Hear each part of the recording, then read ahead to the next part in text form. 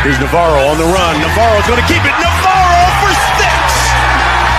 Touchdown, Bobcat. I feel I had a hard time staying in my own lane. Oh my goodness! Red Murdoch, pick 6. Harvath inside the 30 to 20.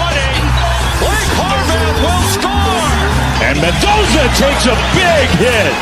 He never saw it coming. Trey White got in there. There's his man, Rucker.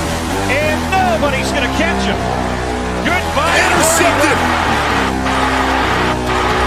Tom Reed, skipper, touchdown. Telly again, why not? A step forward and make it 2 for Telly. Quarterback keeper showing off the speed, steps on the gas, untouched. The G5 Hive. All G5, all the time. Welcome to the G5 Hive Live, where we're excited to bring you the G5 college football coverage you love each and every week. I am Luke, and I'm joined by my co-host, Justice. If you're watching us on YouTube, please hit that like and subscribe button. If you're watching us on X, please give us a follow, a like, and a retweet. And if you're listening to us in podcast form, please rate and review. Hey, make sure you go out and tell your friends about us too. The G5 Hive merchandise store is now live. Link in the YouTube comments as well as pinned to our X page and here at the bottom of the screen. Justice, we had a week off.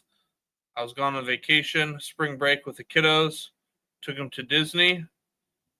Boy, it was a lot more fun than I thought it would be, but it was a lot. It was a lot. But how are you doing? How's the shoulder? How's everything going? I'm doing well. I go back to the doctor tomorrow. Maybe I'll be able to get out of the brace. Hopefully. No, everything's going well. Good, man. What was your favorite ride or whatever at Disney?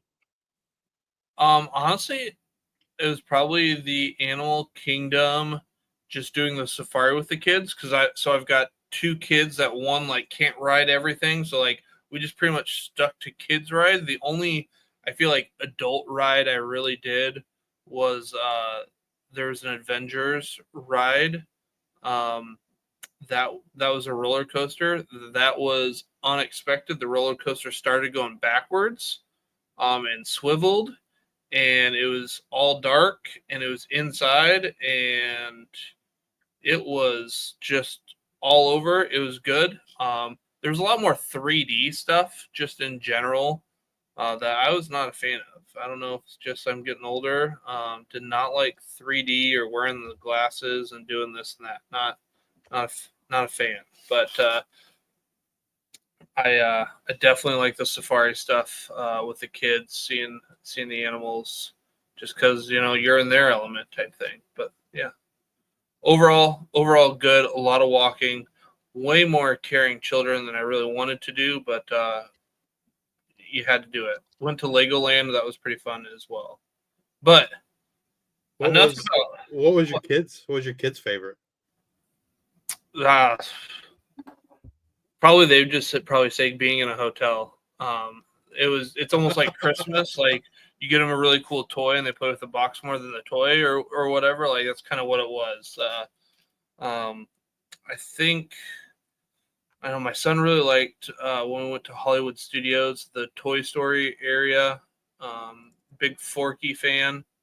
My daughter, she got all done up at the Bippity Boppity Boutique and we had dinner with the princesses in the Princess Castle. So that was probably her highlight. Or meeting Elsa. That was also a pretty big highlight. So anyway. Awesome. Well, hope you enjoy. Hope you're enjoying the hoodie, Billy. Hope it fits nice. Hope it's comfortable. If you get a chance, just shoot us a pic. Yeah, absolutely. We got General Salmon here asking if we're going to do some CUSA teams. Yes, we got a lot of teams to cover. Yeah, I think there's 22 teams in total. We'll do 7 tonight, 7 next week, and then 8 the final week. I believe Conference USA teams are next week. As a matter of fact, other than one team, all teams next week are Conference USA. So we have Tulsa in the American, and then the rest of the teams next week, all Conference USA, Delaware, Jacksonville State, Kennesaw State, Missouri State, Sam Houston, and Western Kentucky. And I think that's all the that's all the Conference USA teams we have planned to talk about. Delaware and Missouri State aren't, quote, new in terms of they don't have new offensive coaches, but they are new to FBS. So we're going to cover them to get folks familiar with their offensive systems, offensive schemes. But that, General Sam, doesn't mean you should stop watching or listening tonight, because we got a lot of good information. And we're going to start it off first here with Justice giving us what the Swarm needs to know, our news and notes. First, we'll do some transfer portal news. The spring portal window opens up sometime in April, right? Yep. Middle of April. So we'll be getting more and more news. Teams are, for the most part, teams are still in the middle of spring practice. So, not a ton of news, but we are getting some transfer portal news. Tulane defensive back Rayshawn Pleasant has entered the portal. That's a big blow for them. He was one of their better defensive backs a year ago. I believe we mentioned him several times last season in our 2020 players. Louisiana Tech running back Marquise Crosby has entered the transfer portal. He's just someone that hasn't seemed to be able to stay healthy the last couple of years. He showed a lot of promise as a freshman there at Louisiana Tech. Hopefully he's healthy and he can land somewhere he can utilize his skills. Also in the transfer portal, former Georgia wide receiver Ra Thomas has signed with Troy. I believe he's at Mississippi State, went to Georgia. Now he's at Troy. That's huge for Troy. They've got to replace Devontae Ross, who left after last season to go to Penn State.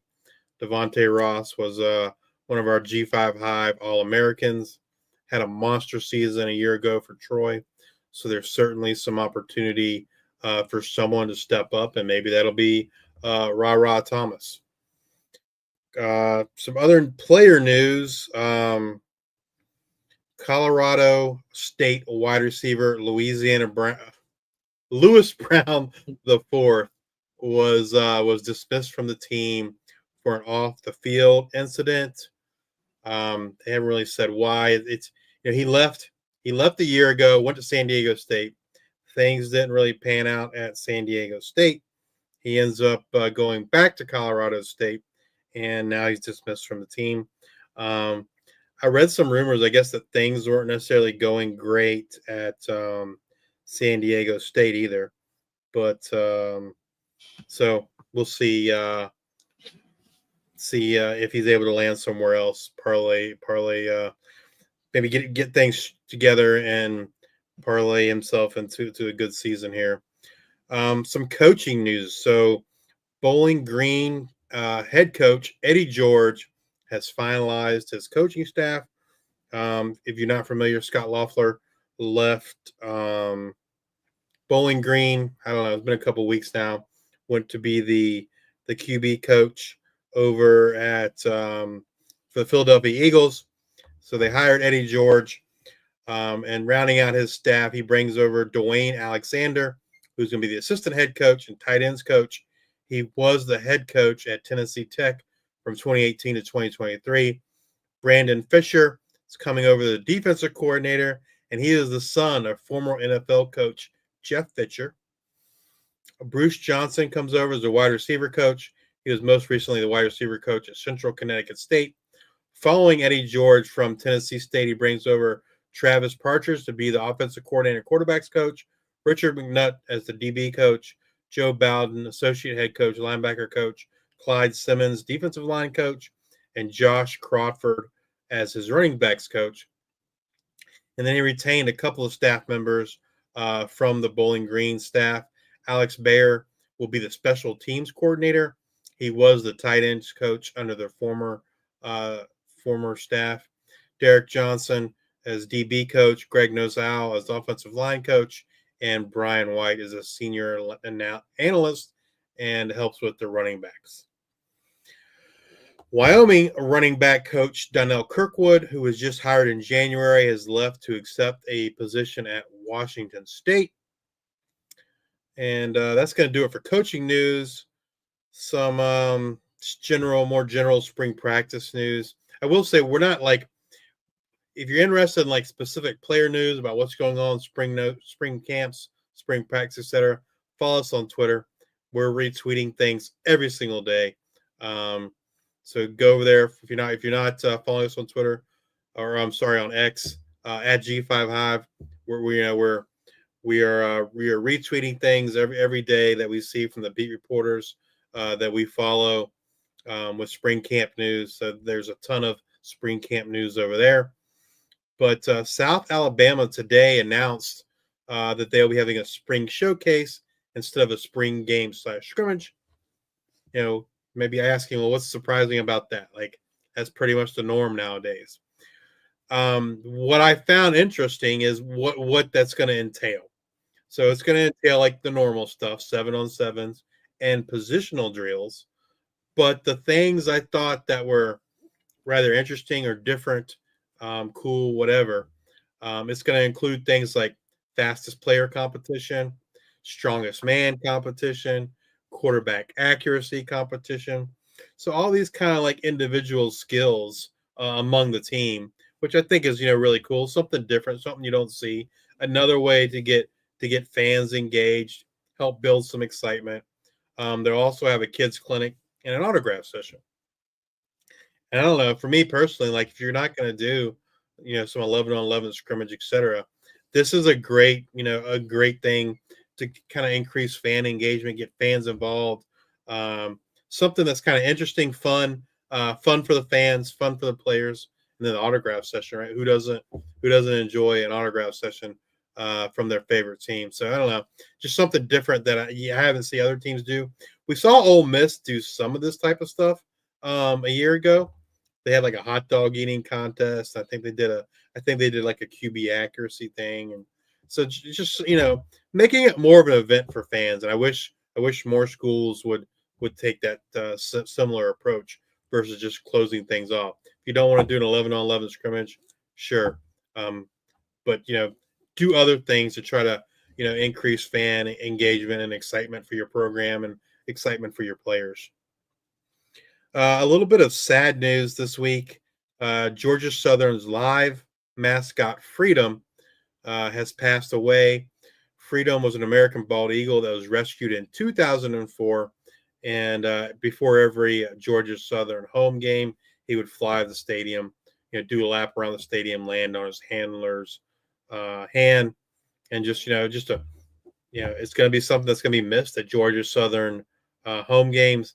I haven't heard that they will try to acquire another bald eagle that perhaps can't be released in the wild. But nonetheless, for now, a mascot gone and a tradition that's going to be gone from Georgia Southern. And probably the most shocking news, and I say that facetiously, it wasn't shocking. I was on a podcast, I guess during our break. I was on another podcast, College Football Express, and it was 5 burning questions. One of the burning questions for me was, which coach was I surprised was not relieved of his duties after the season? And the answer for me was a resounding Kenny Burns at Kent State. Well, I don't know, a couple days later, Kent State has placed head football coach Kenny Burns on administrative leave. He was 1-23 in his 2 seasons as head coach.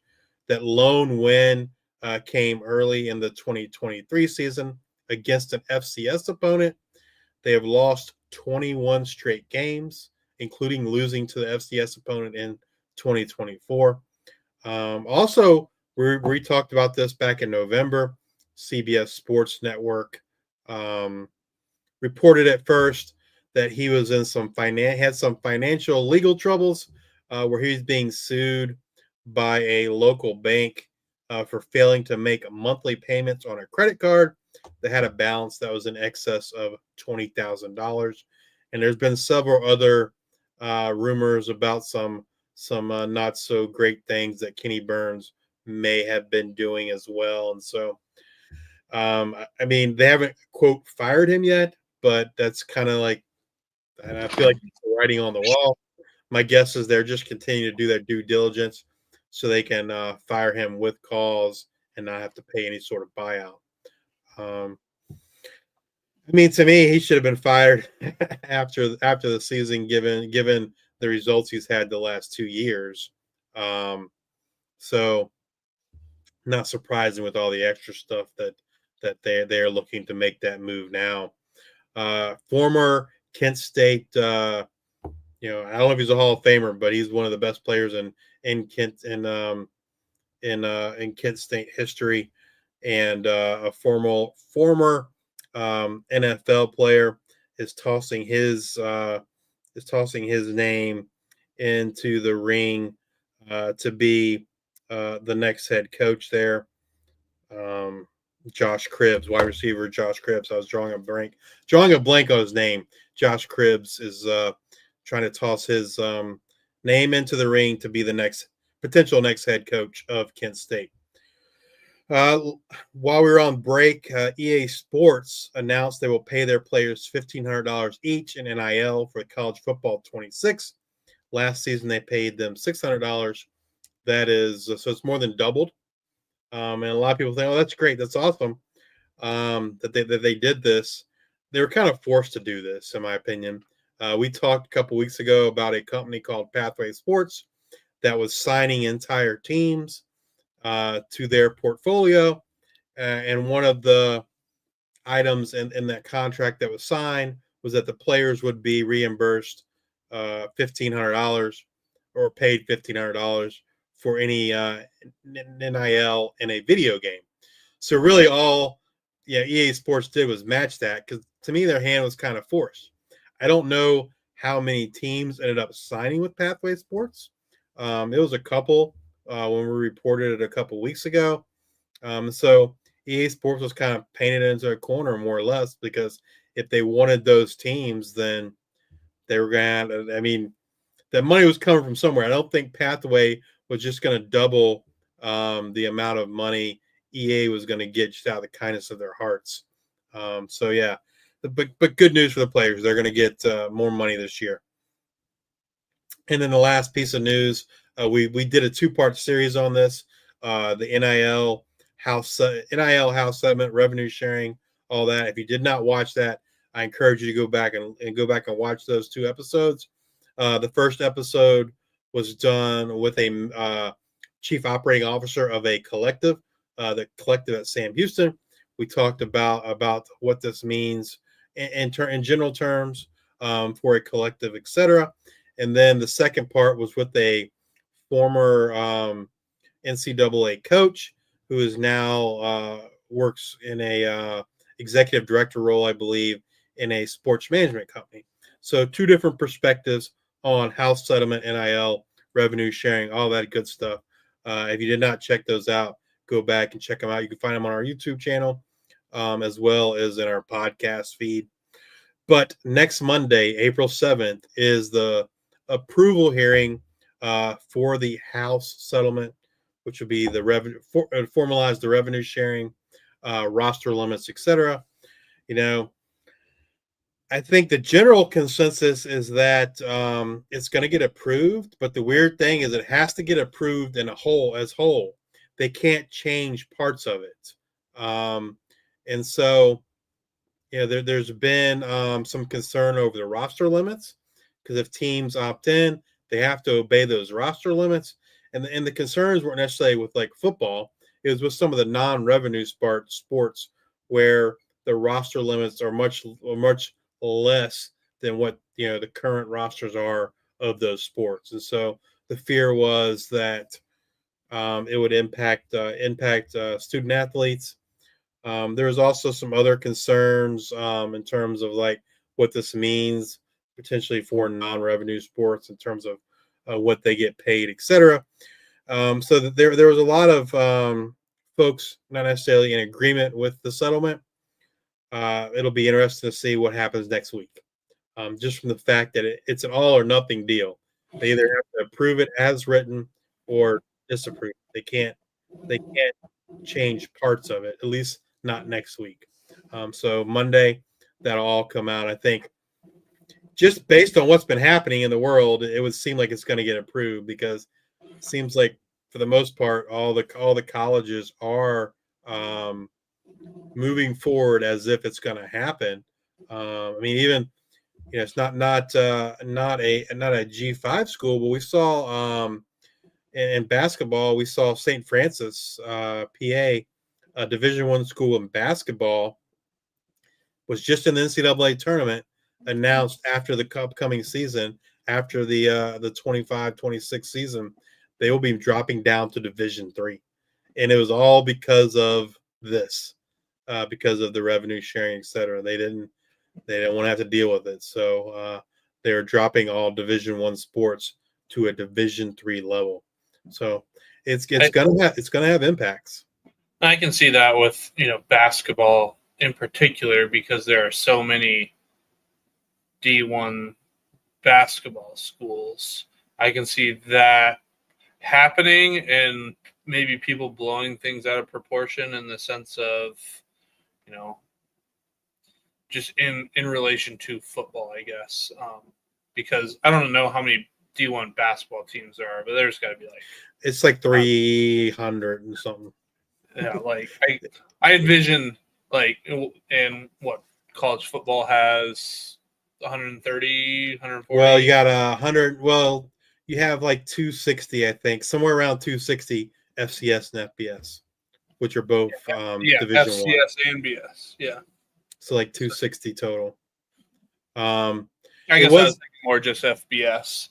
Yeah, but anyways, they're speaking, and not that we're basketball podcast, but I found this interesting last week that a lot of the power conferences, the P4 conferences, were complaining about basketball only schools and revenue sharing. Because as you might imagine, at a P4 conference or P4 school, and I think most schools that have football, the majority of that revenue sharing money in general is pegged to go to football.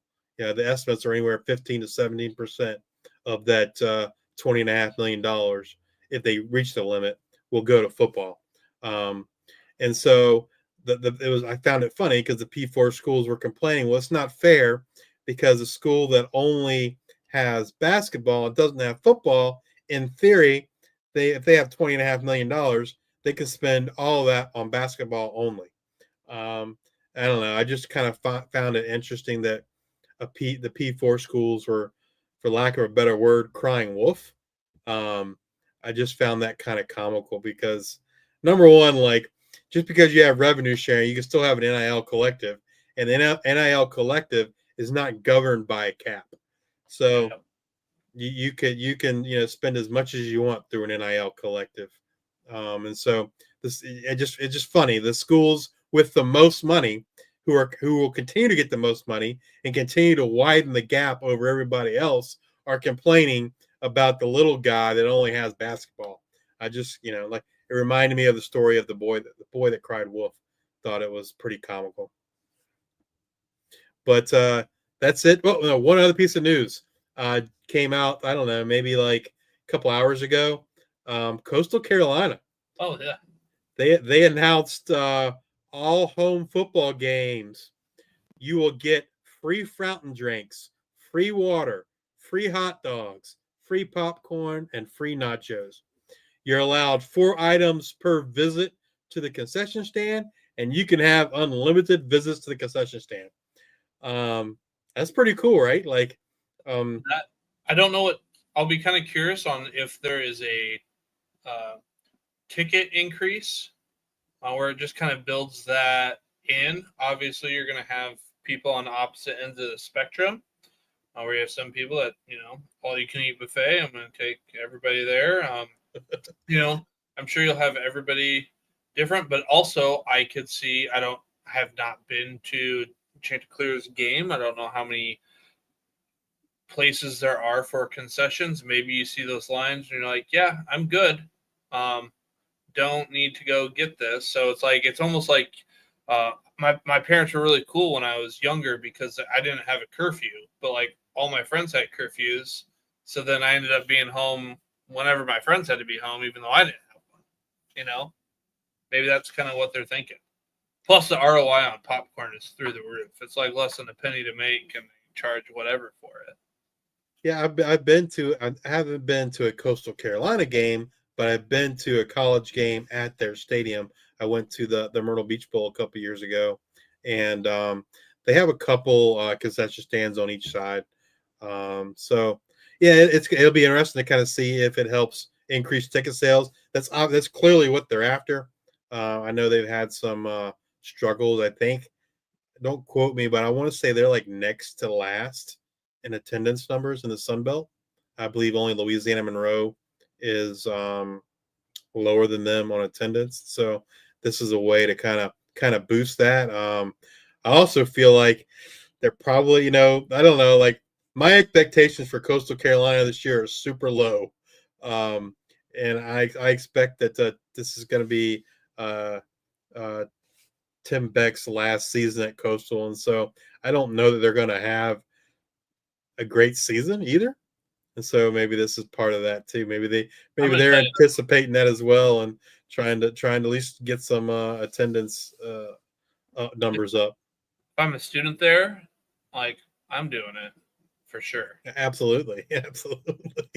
And then, depending on what season tickets are, I'd be much more inclined to take, my family of 4 to a game, knowing that I don't have to pay for concessions to that type of thing. So I think you'll get your casual, or you might get your Dutch or cheapskate families there. I don't want to necessarily say cheapskate because they get pretty expensive. I don't know what things were concession stand wise, but I think you'll get your casual fans. But as a poor college student, like I'm definitely taking advantage of this. I don't know if I've got a dining plan or not. This is definitely something to take advantage of. Yeah, I saw somebody post that they retweeted it and they said this is going to be the drunkest fan base in 2025. But alcohol is not free. It's available for purchase, but it's not part of the free deal. Could you imagine? Like that'd be crazy, man. Like giving away free alcohol. There's just no way they could do that. Maybe after watching, Coastal for a couple of games, and people are like, you know what, I'm here, I might as well. That's right. Anyway, that's right. Well, let's get into our, the nectar, the good stuff, coaching changes, offensive systems, our deep dive. We've got 22 teams to go over, or coaches changes to look at. This will be the first part of a 3-part series. And we'll get it started here with the Charlotte 49ers. Coaching changes, we have Tim Albin from Ohio, and then Todd Fitch is the OC. In 2024, he was an LSU senior offensive analyst. In 2021 through 2023, he was at Ohio State as an offensive analyst. I know Billy Tuesday will like to hear that. But for the purposes of this, we're going to focus on Tim Albin. He's been in the game coaching since 1989. He has been a head coach since 2021. He was an assistant head coach also at Ohio. I'm not going to read too much into that, but he has been a head coach since 2021. As a record as a head coach, he is 58-27, 2-0 in bowls. The team won 2024 bowl game, but Albin resigned after the MAC championship, so it's not the head coach during the bowl game, so could not give him that one. But his offensive track record in 2011, he had arguably the most prolific offensive season in Ohio history, setting 8-team single-season records. All 10 of the top 10 most prolific offenses in Ohio history came under Albin, with 7 of the top 10 highest scoring offenses. The top 3 players for career passing yards, 5 of the top 6 in career receiving yards, and 3 of the top 6 in career rushing yards all came in Albin's time coordinating Ohio's offense or serving as head coach. So let's kind of get into some of the history when it comes to the data. So for these data purposes, we're going to use 2016 through 2019 and 2021 through 2024 at Ohio. They only played 3 games in 2020, so we didn't use that. So they're on the graphic. If you're just listening to us in podcast form, I'm going to do my best to talk about those. But if you're watching us in a visual medium, we have all that information there. Yeah. So as we get into these, like you'll notice, like in this particular case, we got a new HC and a new OC. So it's like, well, whose offensive system do you use? Which data do you use? Kind of the approach we took was we looked at the head coach first, and then we looked at his background. Was the head coach's background as a, on the offensive side of the ball or the defensive side of the ball? If the head coach's background was on the offensive side of the ball, then we would defer to the head coach. If the head coach's background was on the defensive side of the ball, we would defer to the offensive coordinator change. So you'll see as we go through the slides here and the 7 teams tonight, sometimes we're focusing on the head coach. Other times we're focusing on the offensive coordinator. The data from a general standpoint, we used anytime they were an OC or a head coach is the data that we use to kind of pull together. And then, like Luke said, sometimes in 2020, the team only played a handful of games. We just got rid of that data. 2020 was the COVID year, a weird year. There were teams that didn't even play. Teams only played a handful of games. So if they didn't play but a handful of games, we just kind of pretended that data did not exist. And we're going to break it down in quarterbacks, running backs, wide receivers, and tight ends. So let's get right to the quarterbacks. Tim Albin's quarterbacks, his quarterback 1, the top quarterback each year, averages just over 2,300 yards a year, 17 passing touchdowns, just under 700 yards rushing, and 10 rushing touchdowns with a rush share percentage or a rush attempt percentage of 21%. If you look through his quarterback history, he had only one time in his career at Ohio, when he was an OC or an HC, did he have a quarterback throw for more than 3,000 yards. That was in 2022 with Curtis Rourke, who threw for 3,261 yards. He's never had a quarterback throw for 30 touchdowns. He's had a quarterback throw for 20 or more touchdowns 3 times. If you go to the rushing numbers, he's had a quarterback rush for over 1,000 yards 3 times. Most recently, and the highest rushing total was last season with Parker Navarro. And then he's had a quarterback rush for more than 10 touchdowns 4 times, the high of 21 with Nathan Rourke in 2017, and then last season 18 with Parker Navarro. So, you can see he does utilize the quarterback in the rushing game. Like I said, the high rushing yards goes from, over 1,100 yards to a low of 245. And then the passing yards ranges from 3,261 to 1,810. So he likes a mobile quarterback, likes a dual threat quarterback, and I would expect that to continue at Charlotte. He's got Grayson Loftus there as well as Connor Harrell. Be interested to kind of see who wins that battle. I think if Connor Harrell wins, we'll probably see him utilized a little bit more in the rushing game. But I don't think Grayson Loftus would be a complete zero in the rushing game. So, he's been pretty adept at quarterback development. As Luke said, in his time at Ohio, he's had 7 of the top 10 quarterback passing yards in Ohio history. So he's gonna throw it around too, but expect that quarterback to also get involved in the run game as well. When on the Luke, we have data on target distribution, but for the slide, we're just focused on the red zone target share. They target the slot receiver 29% of the time, the outside receivers 38% of the time, and tight ends 22% of the time. One thing to note,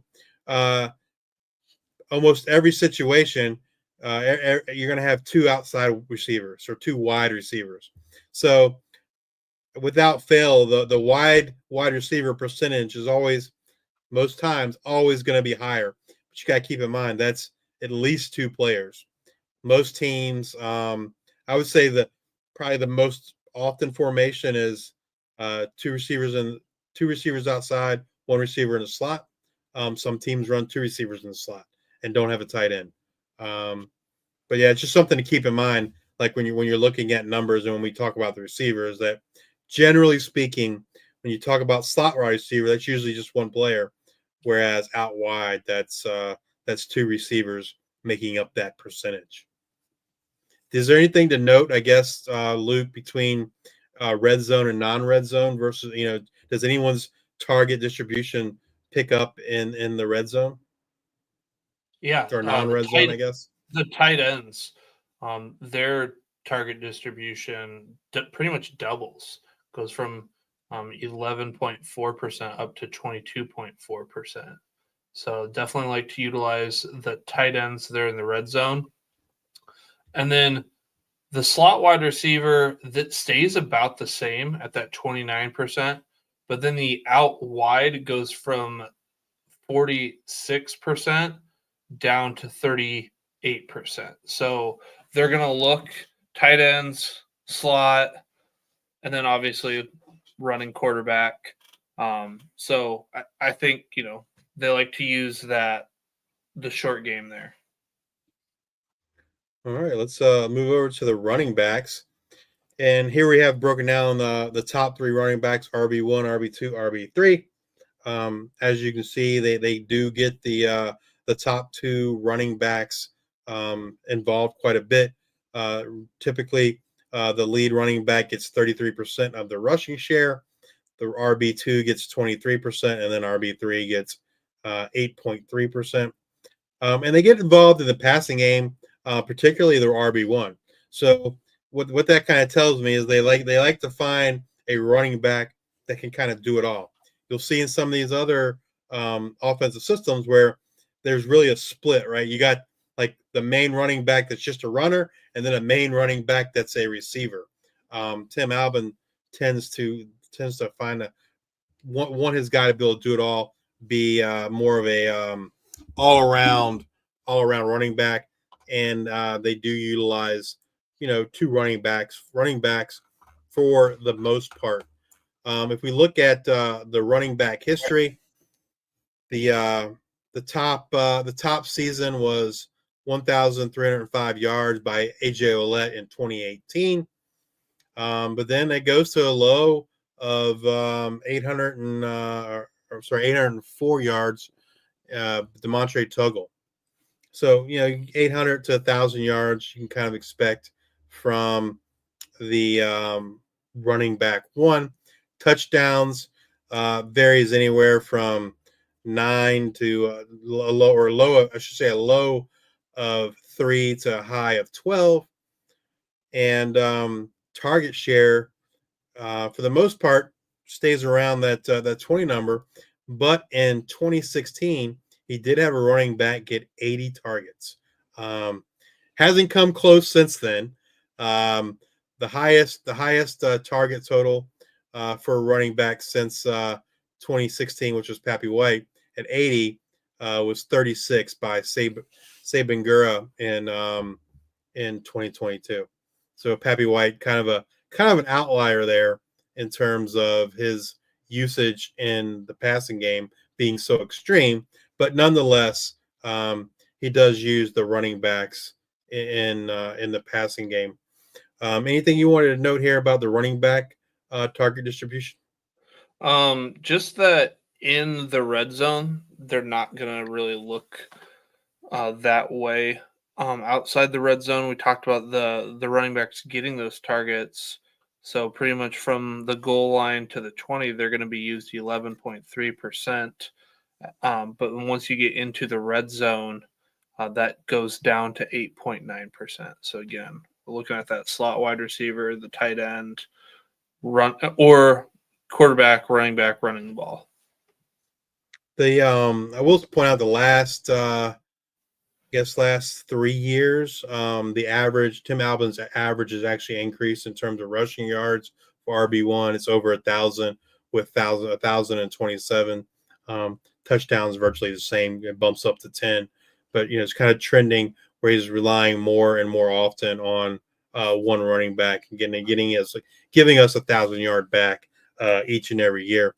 And the average for the RB2 has dropped over the last 3 years. The overall average you see in the graphic was 590 yards. The 3-year average was 378, just kind of showing us he's trending. He has been trending towards relying on one bell cow running back the last couple of years.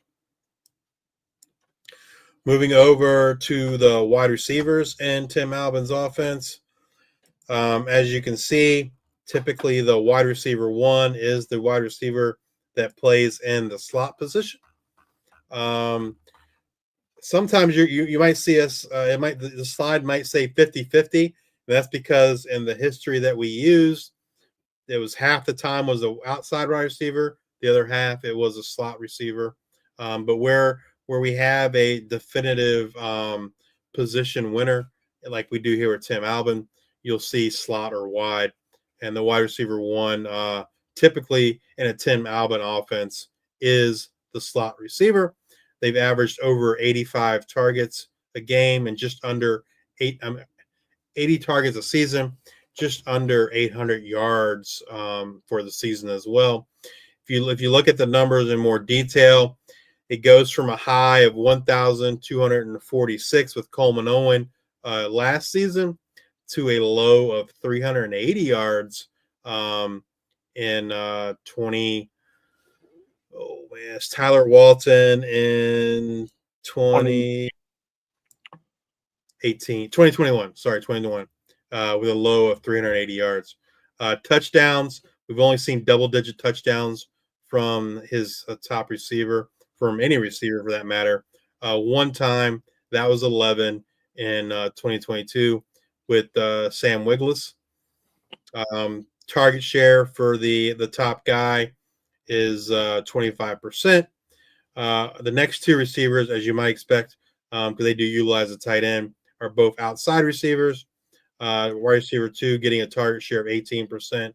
Wide receiver 3 getting a target share of 14%. So you can see they really feed targets. The passing game really funnels through that slot receiver, generally speaking. If you look at the 3-year average, the yards for that wide receiver 1 bumps up almost 200 yards, just a shade under 1,000 for the wide receiver 1 the last 3 years. Again, kind of focusing everything through that slot receiver. Now, it does go without saying he's had 3 productive years, 2 from Sam Wiglusz and Coleman Owen, who was the most prolific receiver in terms of yards in Albin's coaching history. So that kind of accounts for that bump in the wide receivers.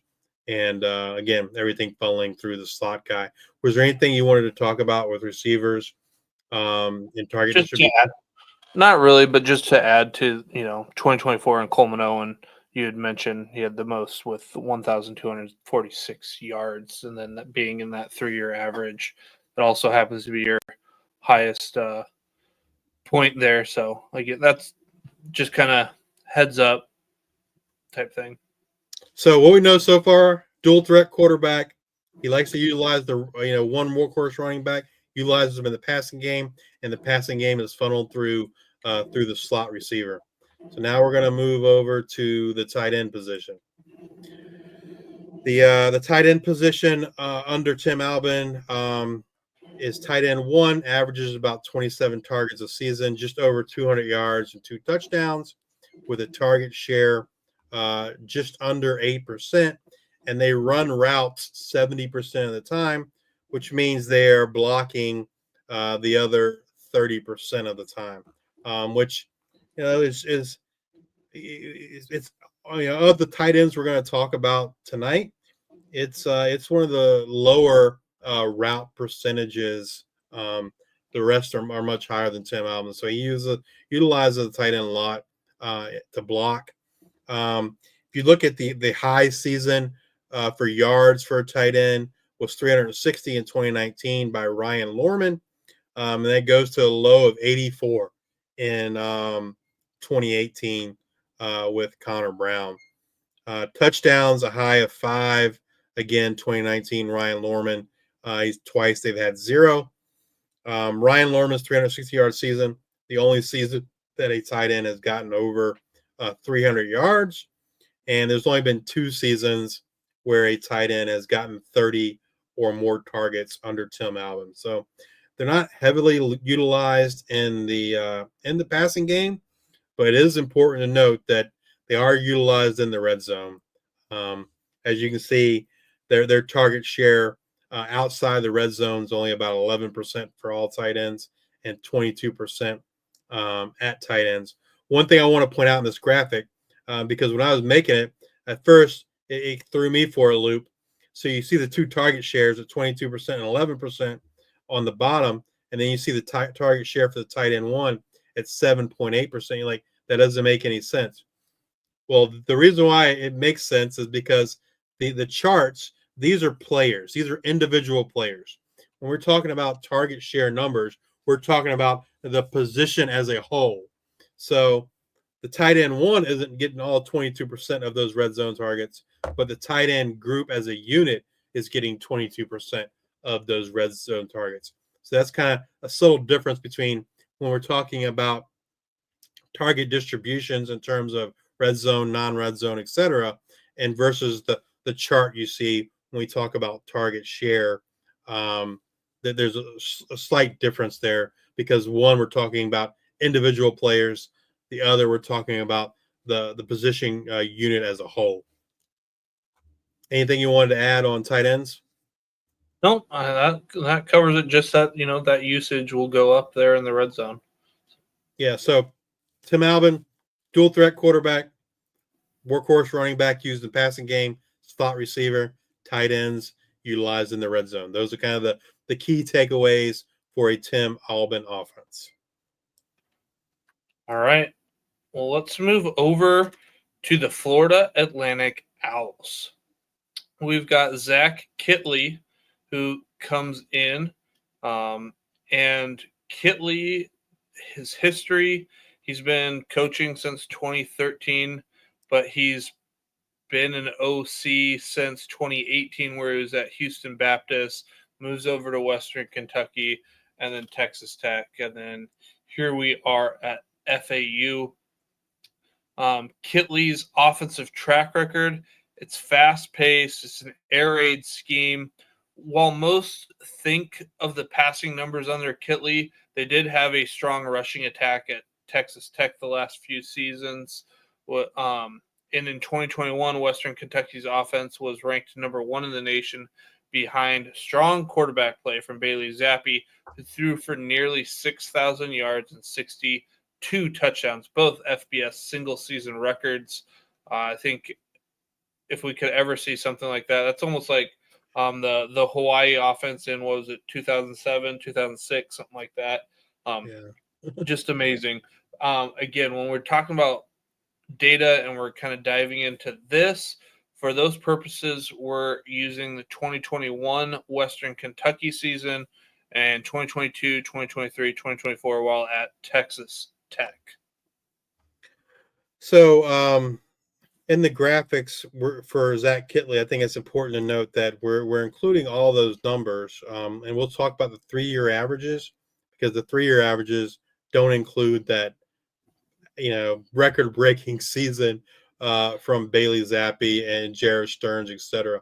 So the numbers you're seeing on the graphics are definitely influenced by that record-breaking year. We move to the quarterback. You see his quarterback one averages over 3,000 yards a season at 31-34 and just under 30 passing touchdowns at 29. Rushing, they only rushed the ball about 154 yards for 4 touchdowns with a rush share of 4%. Now, like I said, if you go and look at 10%. I'm sorry, 10%. Yeah. If you go and look at his quarterback history, if you look at the last 3-year average, which kind of gets rid of that phenomenal season there by Bailey Zappi, it drops down the passing yards pretty significantly. Almost by 1,000 yards. Yeah. Yes. Almost 1,000 yards. The last 3 seasons, his quarterback one has averaged just over 2,000 yards at 21.98. Now, his first 2 years at Texas Tech, they had a lot of injuries at the quarterback position. Year 1, they utilized 3 quarterbacks, and so that particular year, their top quarterback only had a shade over 1,500 yards. Year 2, they had some injuries as well, and Baron Morton only had over 1,700 yards. Last year, Baron Morton was healthy, and he got over that 3,000 yard mark again. So I think the takeaway here is it really depends on the quarterback health. If the quarterback can stay healthy, it's a lock for them to get over 3,000 yards in this pass-friendly offense. Touchdowns, I will say the touchdowns are heavily weighted by that season by Bailey Zappi. He had 62 touchdowns, right? The other seasons, 12, 15, and 27. So I would say, to me, a safe bet to say 3,000 yards and, 25, 26 touchdowns for the quarterback, with plenty of more upside, right? The upside is 6,000 yards and 60 touchdowns. Don't expect to see that, right? But he's done it once. He brought over his quarterback Bailey Zappi with him over from Houston Baptist when they did that. He does have someone familiar coming over with him to Florida Atlantic, and Caden Veltkamp coming over from Western Kentucky.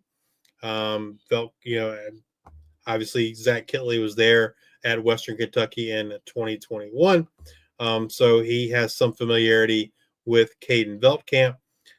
The offense at Western Kentucky, while not quote Zach Kitley's offense, still slung it around a lot. So Caden Veltkamp is very adept in a system that likes to pass the ball a lot. And so I think the minimum for him is 3,000 yards, 30 touchdowns in 2025. I don't expect him to be utilized in the running game a lot.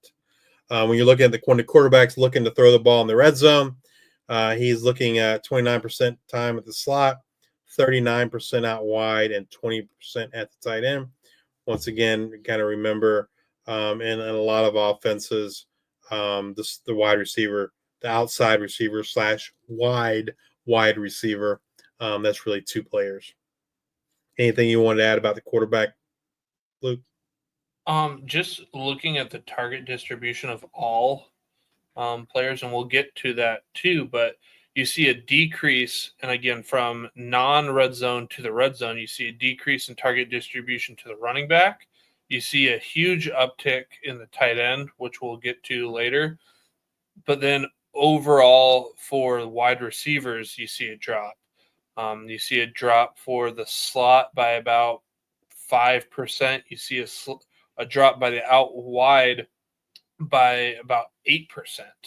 So, get it. Taj Brooks was there at Texas Tech, but they like to run the ball when they get in there. So pass happy up to the 20, and then maybe looking to run the ball a little bit more.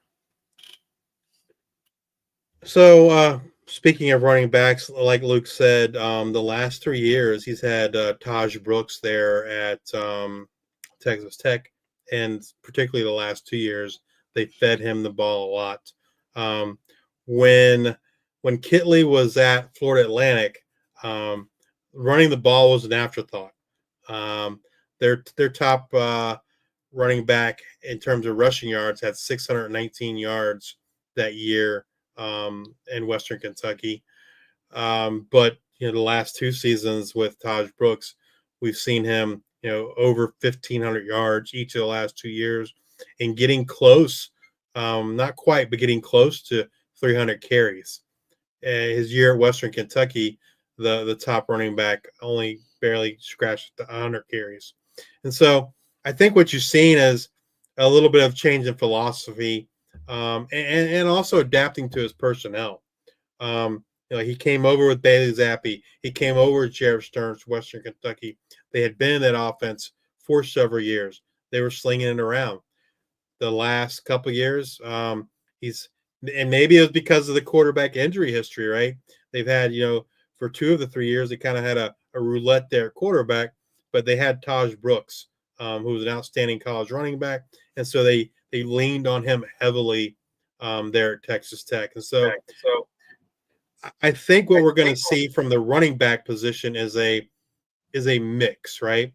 I don't necessarily think we're going to see Taj Brooks 1,500 yards rushing, but I also don't think we're going to see like a low of 600 either.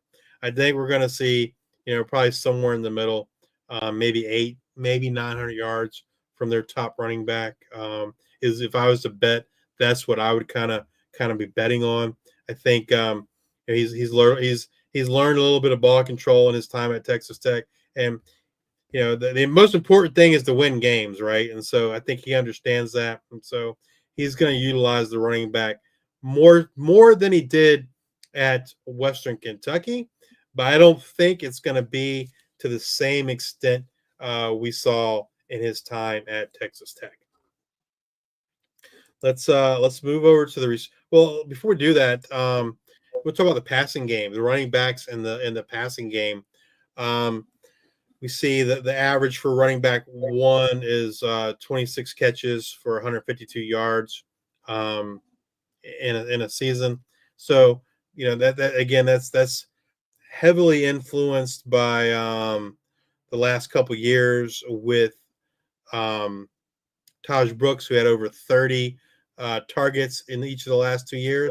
But even in his time at Texas, at Western Kentucky, he had a running back with 24 targets. So he does utilize them a little bit in the passing game as well. And I forgot to mention, as you can see in the rush share percentage, which is heavily influenced by Taj Brooks, he finds one guy and leans heavily on that one guy.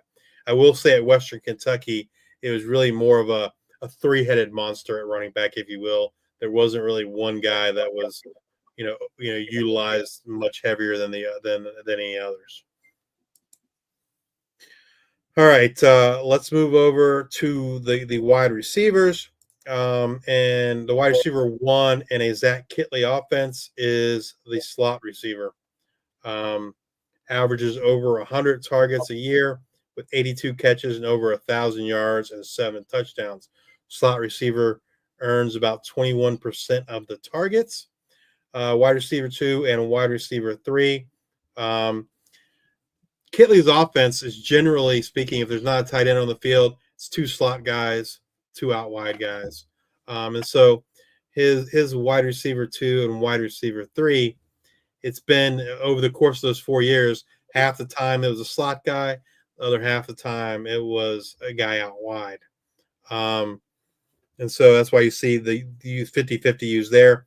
Those guys' target shares of 16% and 15% respectively, with the wide receiver 2 getting over 800 yards and the wide receiver 3 getting over 500 yards in a season. The wide receiver 1 numbers are heavily influenced by Jared Stearns in Western Kentucky. He had 148 receptions on 186 targets. He had almost 2,000 yards. He had 1,891 and 17 touchdowns. That is like a season of all seasons. But we haven't seen quite that high in his time at Texas Tech. He did have a wide receiver 1 this past year get over 100 targets with 123, and he also broke 1,000 yards with 1,052. So twice his wide receiver one has broke 100 targets, and twice he's broke 1,000 yards. His wide receiver 2 and wide receiver 3 has broke the 100-yard target or 100 target mark once, and both times that was in Western Kentucky. Obviously, Bailey Zappe's throwing for over 6,000 yards and 62 touchdowns. That's a lot of targets and a lot of yards. And in that 2021 season, all three of the top receivers for Zach Kittley had over 100 targets. But yeah, insane season for sure. But the wide receiver 2 and the wide receiver 3 targets, they still over 80. There's not a lot that distinguishes the number 2, number 3 guy, as you can see in the graphic, except for the yards. And so, with almost a 250-yard difference or so between the two, but in terms of targets, receptions, touchdowns, target share, etc., they're pretty identical. So he does utilize 4 receivers typically in his offense. Like I said, 2 inside guys or 2 slot guys, and 2 outside or 2 out wide guys. Is there anything to note in the target distribution for receivers that you want to share? I mean, just like what I mentioned in the quarterback selection is between the red zone and non-red zone, you just see that wide receiver percentage goes down, but it goes down a lot more for the out wide. It goes from outside the red zone 46.2% to in the red zone 38.6% versus the slot 34.4 down to 29.3. So the slot stays pretty consistent. It's the outside guys that aren't necessarily getting the looks in the red zone like they are outside the red zone. But yeah, it's overall. Again, we'll get to the tight ends, but that's where the tight ends get utilized a lot more. Speaking of tight end, his tight end 1 averages 27 targets, 180 yards, 4 touchdowns, target share of 5%, and he's running routes just under 80% of the time. The rest of the time he's blocking. Outside of last year, like, his tight ends haven't done much, which is not surprising. Like I said, utilizes a lot of 4 wide receiver sets in this offense. But last year, he had a talented tight end, Jalen Conyers. He had 42 targets for 320 yards and 5 touchdowns. He had a target share of 8%. He really kind of bucked the trends from previous years. Before last season, the high in targets was 24. The high in yards was 178. The highest target share of 5%. But he did have one with 6 touchdowns. So again, he's utilizing the personnel, utilizing the talents that he has. Last year he had a talented tight end, and so the utilization went up more. I don't know a lot about the tight end room at Florida Atlantic, but I feel confident saying I don't believe they necessarily have a tight end that would be the caliber of a Jalen Conyers, and so I would expect the tight end to look even less than what we have on the screen in terms of the average. Probably looking at more like 150 yards, 4 touchdowns, and 23 targets or so on the season. So not utilize a ton of this offense. Like I said, they utilize 4 wide receivers a lot. Is there anything you want to talk about here in terms of target distribution for the tight ends? Nope. Like you mentioned, like Luke mentioned earlier, they get utilized a lot in the red zone, almost triple in the red zone versus what they get utilized outside of the red zone. So, summarize, is that Kittley offense likes to throw the ball a lot. Will use a running back. Typically leans on one running back, and the slot receiver is the receiver that or the 2 slot receivers, I should say, is kind of where the offense goes through, and tight end not utilized a ton with the exception of the red zone. All right. Let's move over to the Fresno State Bulldogs.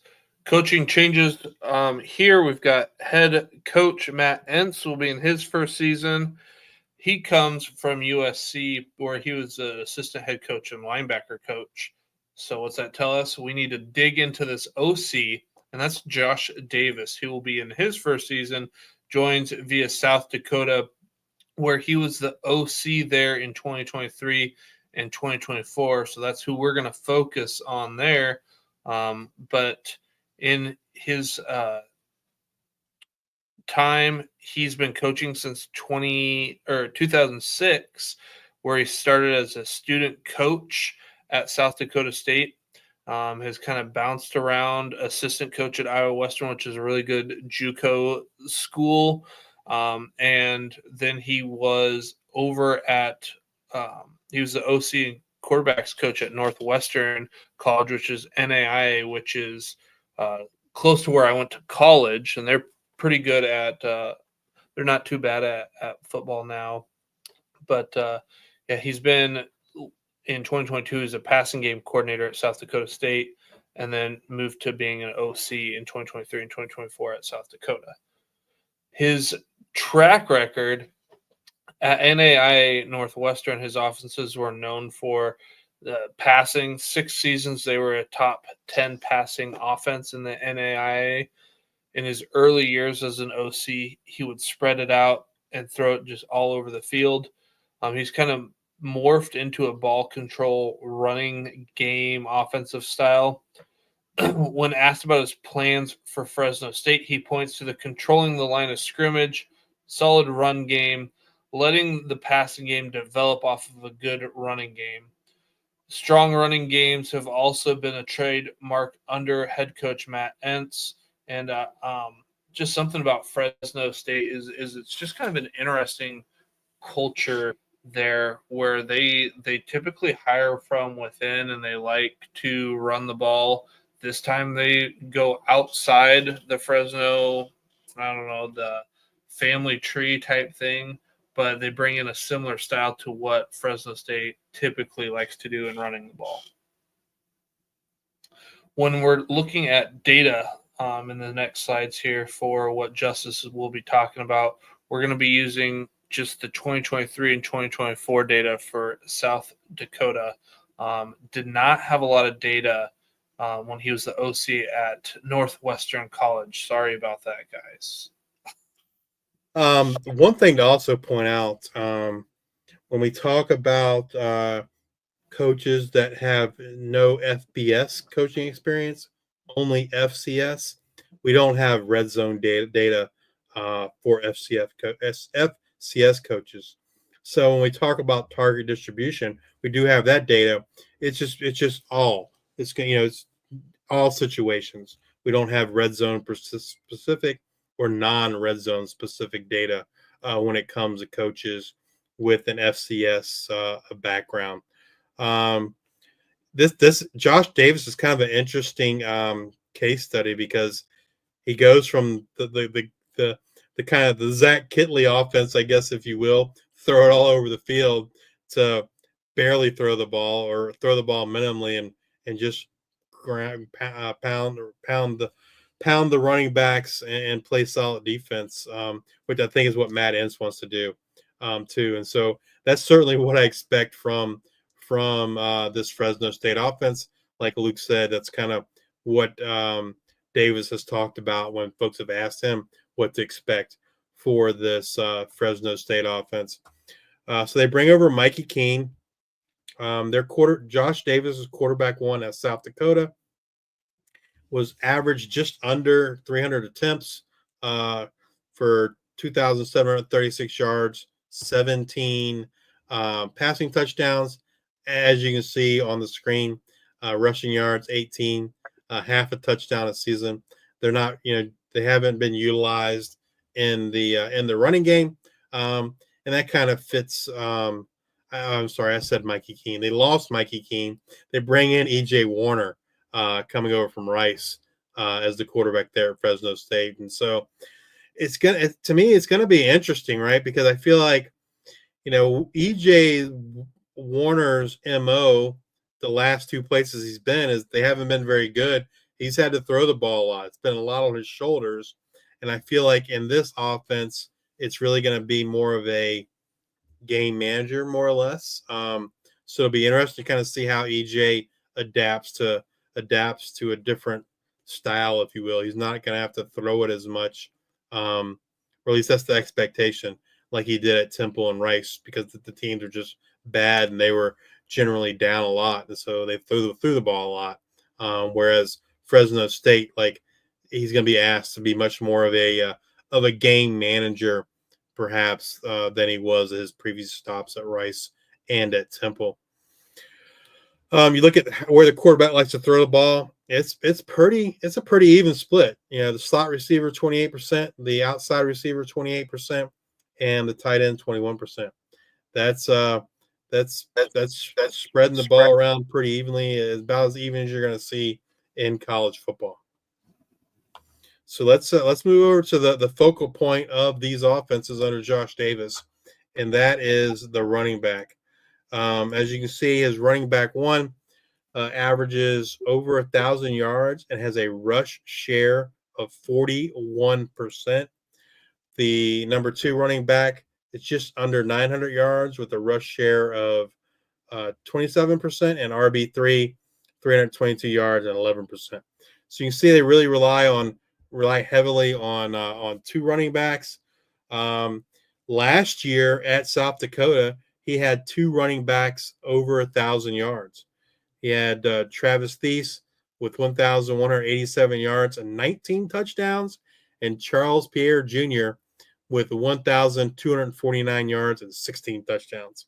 So a big two-headed monster there at running back, and a lot of touchdowns on the ground.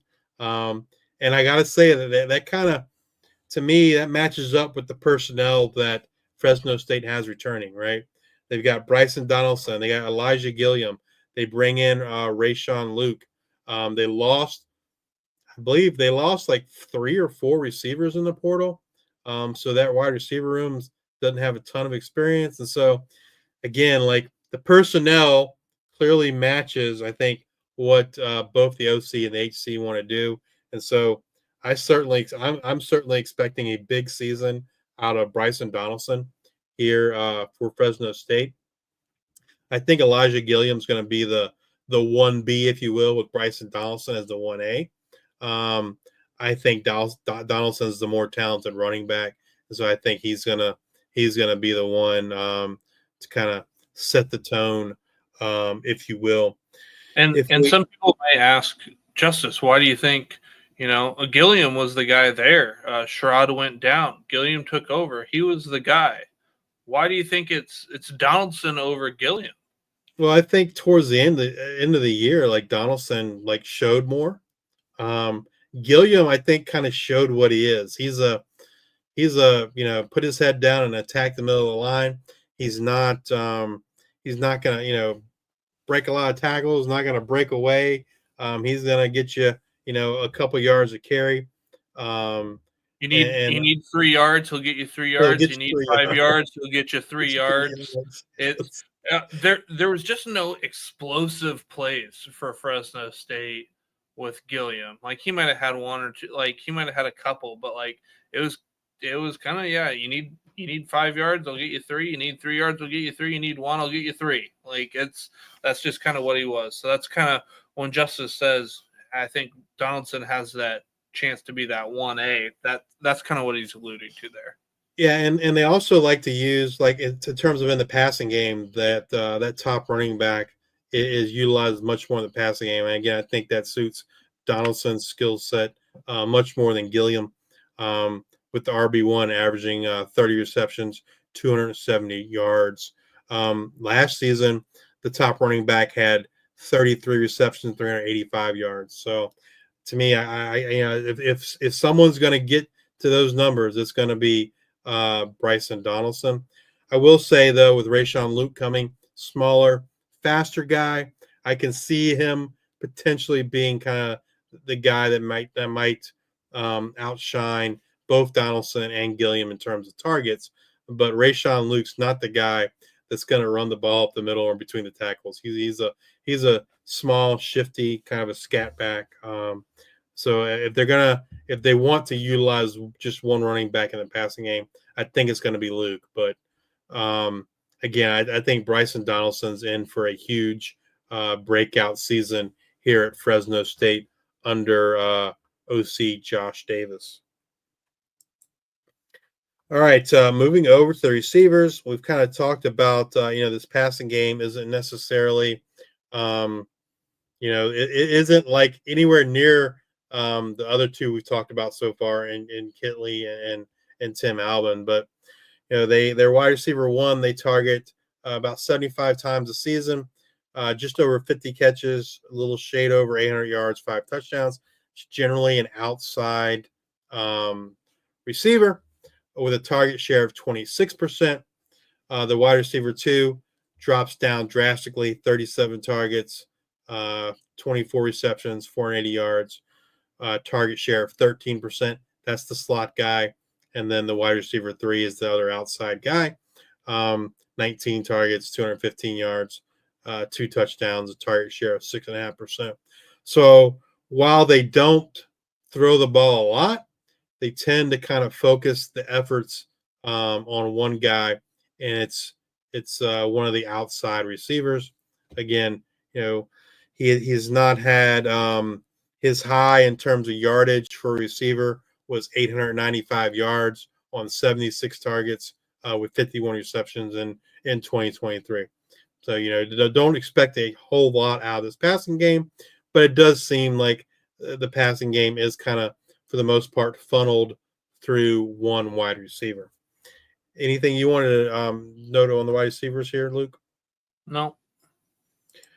All right, over to the tight ends. And tight ends are utilized pretty heavily in this offense. You look at his tight end one, 54 targets, 35 receptions, shade over 500 yards, 5 touchdowns, a target share of 19%, and a route percentage of 88%. I think that's actually the highest route percentage we've seen so far tonight.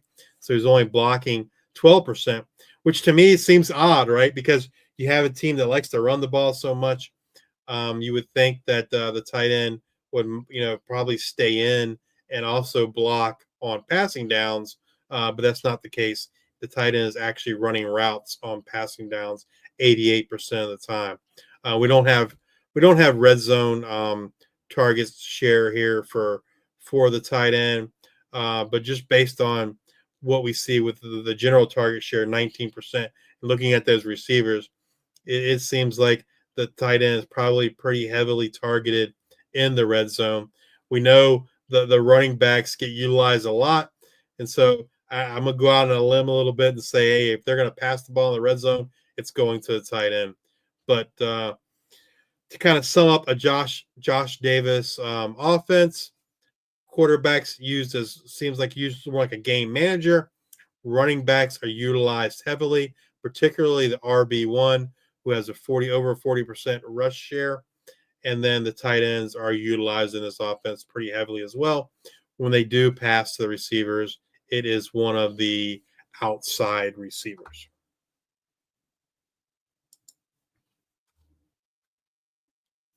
Now we're up to the New Mexico Lobos. For the tight ends there, I was kind of looking at some of the data that I thought was interesting, and just that you're going to get, like, their tight ends are getting about 14, 15 yards per catch, and you're going to get about 5 targets a game, about 3 receptions, which that kind of, that makes me think of kind of the what was the tight end at Georgia State? Dorian Fleming. I think he was getting maybe 10. Oh, I think you're thinking of Colin Weber. Colin Weber. Charlotte last year. Yeah, sorry. That's That's kind of what it seems like to me. So there could be a tight end maybe to note coming out of Fresno State possibly. So kind of keep an eye on or keep your ear open to tight ends there. It's definitely one of the more interesting offenses. We'll talk tonight about tight ends. It's definitely Fresno State. All right. Now we'll get to New Mexico Lobos. Coaching changes. We got Jason Eck coming over from Idaho, where he was the head coach from 2022 to 2024. And then they have OC Luke Schleichner, who spent 2022 through 2024 as the OC and quarterback coach for Eck at Idaho. And prior to that, he was at South Dakota State, where he worked under Eck as the wide receivers and passing game coordinator. So for this exercise, we are going to focus on Eck. He's got into coaching in 1999. He was a grad assistant at Wisconsin. He has been an O-line coach, tight end coach, run game coordinator. He's going to be on that O-line. He's an O-line guy. And like I said, he became a head coach in 2022. He's got a record of 26-13 with making the FCS playoffs in all 3 seasons. He's known for the ball control offense, uses a shotgun approach with controlled movements and split zone run to set up the downfield passing game. Much of the passing game funnels through one wide receiver. They did have 2 1,000-yard receivers in 2022. For data purpose, when Justice is talking, we're looking at the 2021 season at South Dakota State, 2022, 2023, and 2024 at Idaho. All right, let's get into the quarterbacks. Under Jason Eck, his quarterback one averages just under 300 attempts a season with 2,571 yards and 20 passing touchdowns. They contribute 240 yards on the ground and 2 rushing touchdowns for an 11% rushing share. If you look in his history of those 4 years, one time he had a quarterback go over 3,000 yards, and that was his first year there at South Dakota State with Chris Oladokin, had 3,163 yards. But then last year he had a low with Jack Lane of 1,474 yards. You look at the touchdowns, twice he's had the quarterback throw for over 25 touchdowns. And if you look at rushing, last year was a low point once again, only 65 rushing yards from Jack Lane. Before that, he had 300, 233, 360 rushing yards. So I think, again, he's going to utilize the skills of the player he has at quarterback. But rushing is not a huge part of the quarterback.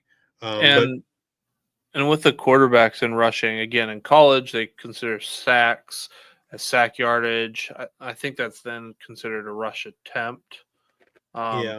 So designed runs, the most he's ever had is 28. And that was in 2021.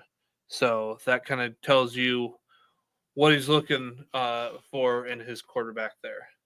Yeah, there's some mobility, but it's mostly escaping the pocket when necessary and not necessarily using them as a true dual threat.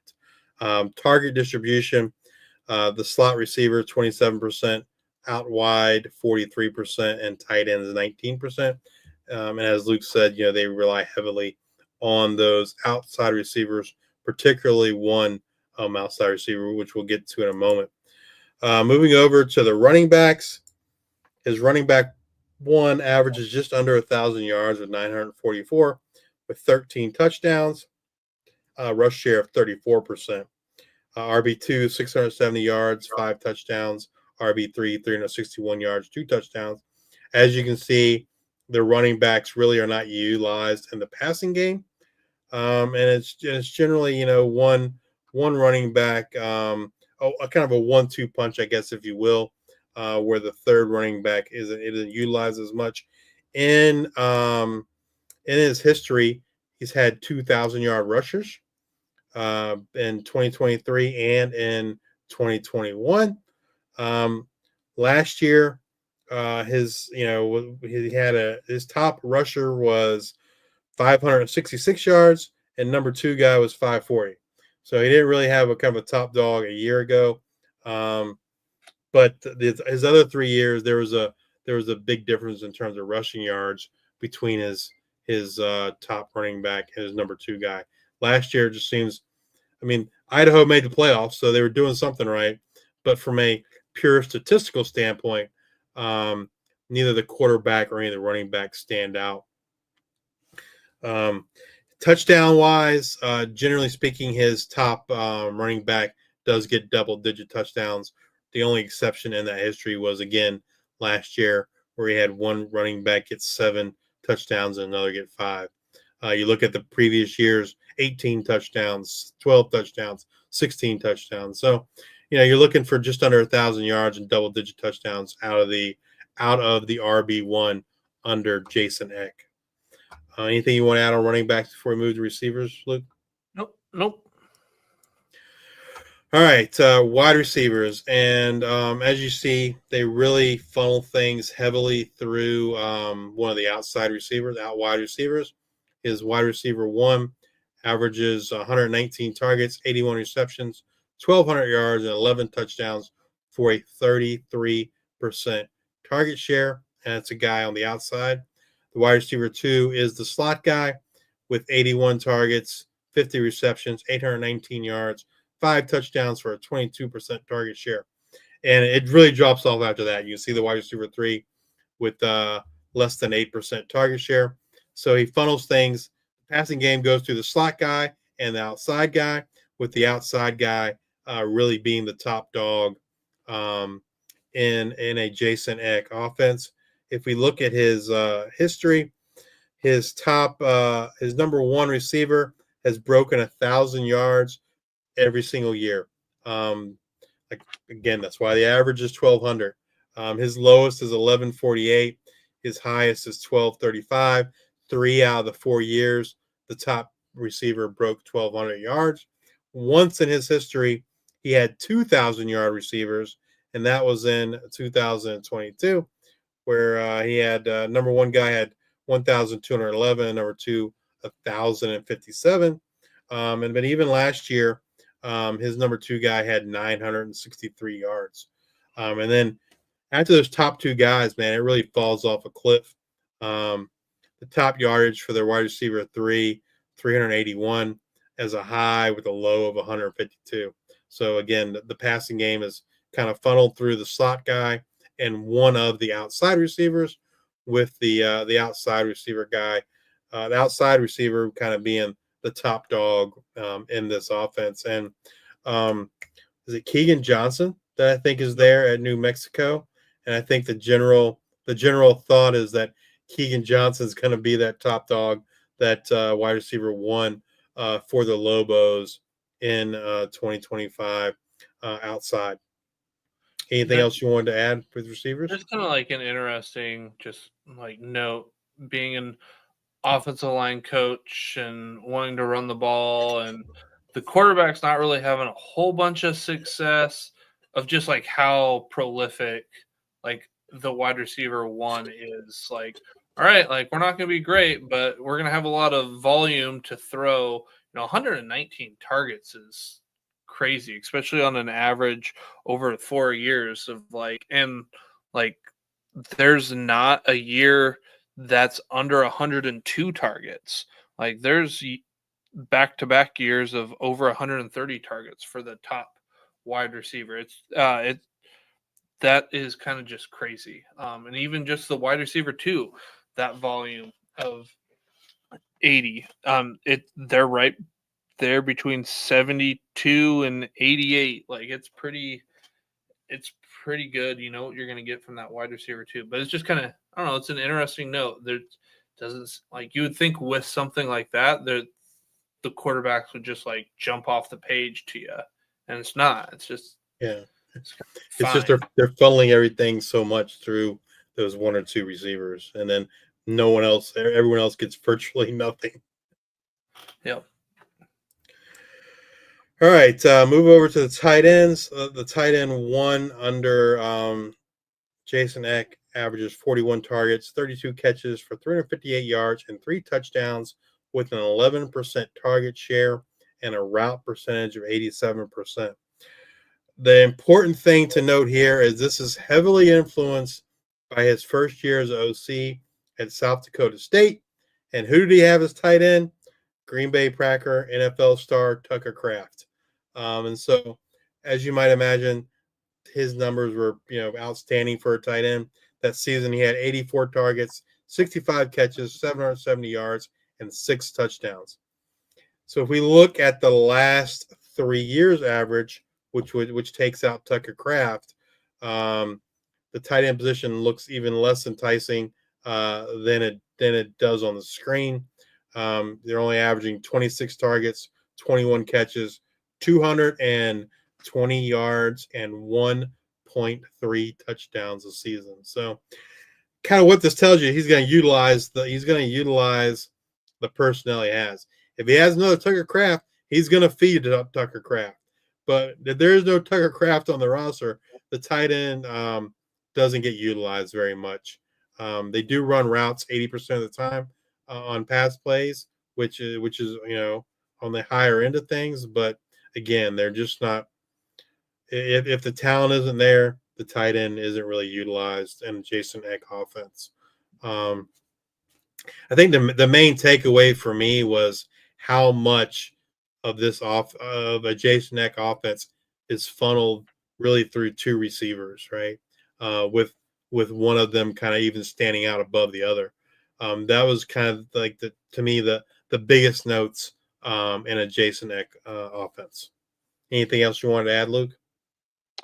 No, I mean just that, and then the running back seasons have just kind of been all over the map.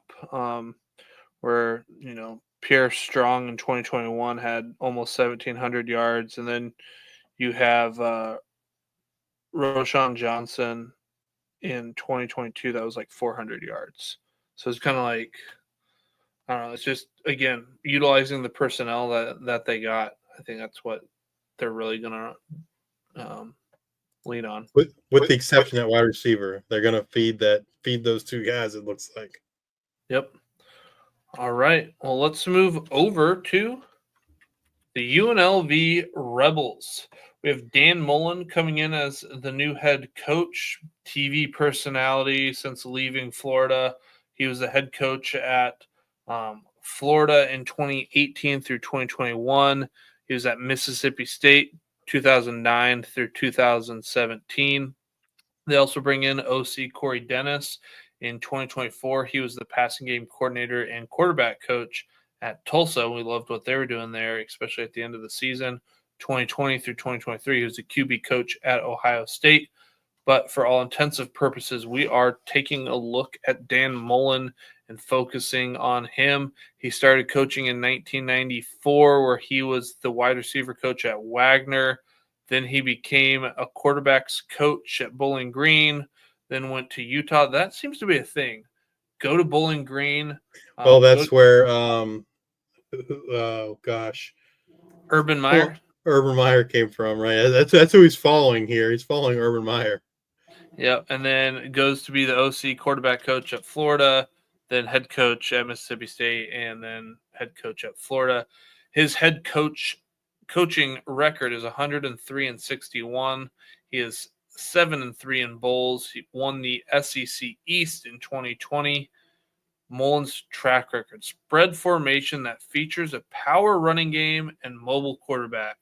The passing game features downfield and vertical plays. Got quarterback that can do that, definitely. Mullen schemes plays to get the ball into his best playmaker's hands. Who doesn't want that? Ability to adapt his play calling to schemes and personnel. Like he's had Kyle Trask versus Nick Fitzgerald and Kyle Pitts. I mean, when we look at these stats, having Kyle Pitts will definitely help tight end numbers. In 2020, offense was number 1 in passing offense. For data purposes, when Justice is talking, we're going to be looking at 2016 and 2017 at Mississippi State, 2018 through 2021 at Florida.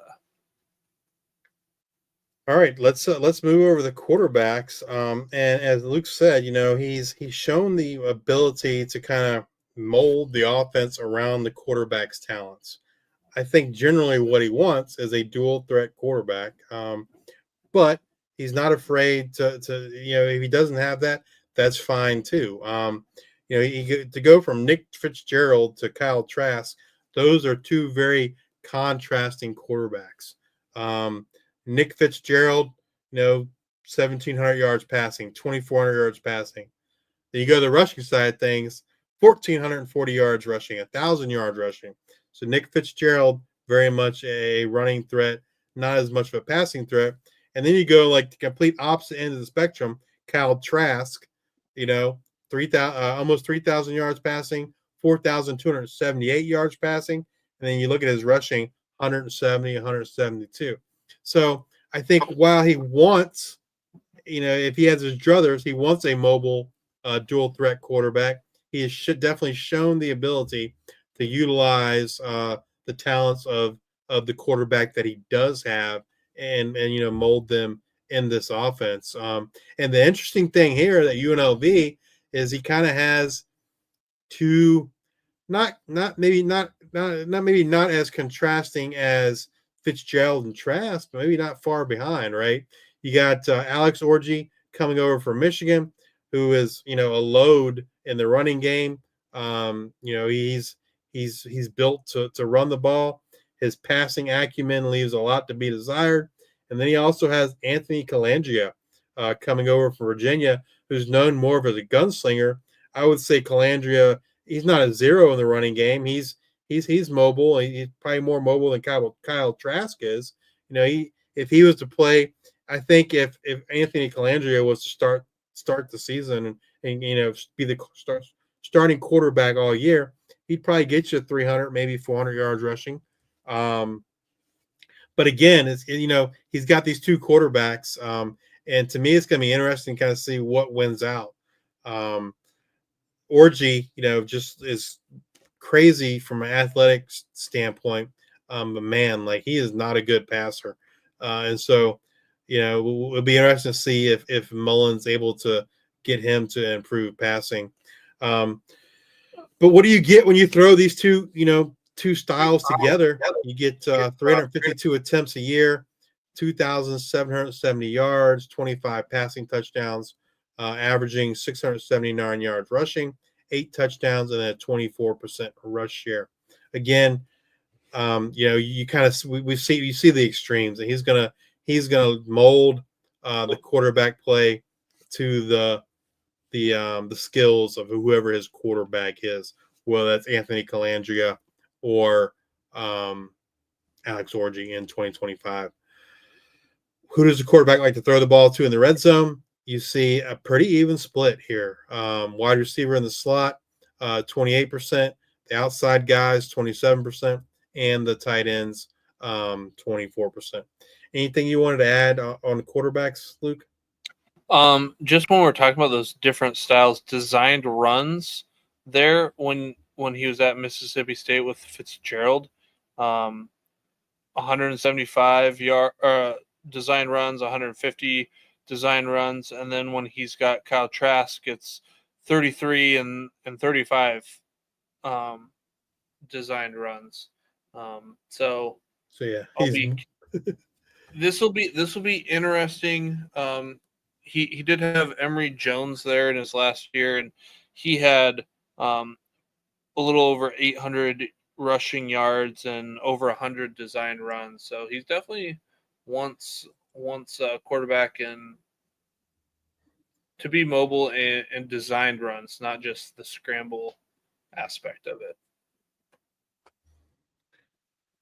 All right, Luke, move over to the running back. We talk about that power running game, but interesting enough, only once in his career as a OC or head coach did he have a running back go for over 1,000 yards, and that was in 2017, 1,106 yards.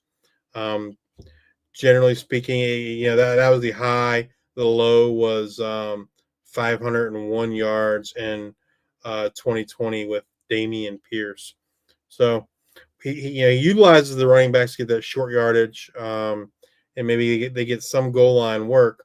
Only once has a running back had double-digit touchdowns under him, and that was Damian Pierce in 2021. So again, he relies heavily. I think he wants that quarterback to be a big part of the running game. If he has a mobile quarterback, his RB1 averages 734 yards rushing, 7 touchdowns, rush share of 30%, and then it drops off pretty drastically after that. RB2 is 17% rush share, RB3 at 12%, just over 400 yards for that RB2. None of the running backs are utilized heavily in the passing game. They have, Jet Thomas is returning, and they brought in a couple of transfers too. So it'll be interesting to kind of see how the running back room shapes up. And I think how much they're utilized is probably going to depend heavily on who's the quarterback, right? Whether it's Alex Orji or Anthony Calandria. Anything you wanted to add on running backs, Luke? Just their target distribution when it comes to the running back. Outside the red zone, they're getting targeted 13.6% of the time, and this is just all of the running backs. And then inside the red zone, it's 13.2. So they're going to have the same amount of usage all up and down the field. I think that's something to notice when we talk about tight ends. There is a jump there in tight ends, but then slot wide receivers, there's a step down, I guess you would say, by about 4%. So not like a whole bunch. And then then the out wide is 7% step down. But I think it's just kind of interesting to note that usually when we're looking at these, the running backs honestly get used less in the red zone, and this is something that kind of stays consistent. All right, moving over to the wide receivers, and nothing. I mean, they their top 3 guys are fairly even in terms of what they produce. The wide receiver 1 averages around 73 targets, 49 catches, 662 yards, 6 touchdowns for a target share of 19%. Wide receiver 2, 51 targets, 34 catches, 503 yards, 5 touchdowns, 13%. And the wide receiver 3, 41 targets, 341 yards, and a 10% target share. The wide receiver 1 and 2, they're both 50-50. Half the time it's been a slot guy, half the time it's been a wide guy. So if in a season where the wide receiver 1 is the slot guy, then the wide receiver 2 is out wide, and vice versa. If the wide receiver 1 is going to be an outside guy, the wide receiver 2 is going to be a guy in the slot. And as you can see, they spread the ball pretty evenly among these 3 guys. He has not had a 1,000-yard receiver in his career as an OC or a head coach.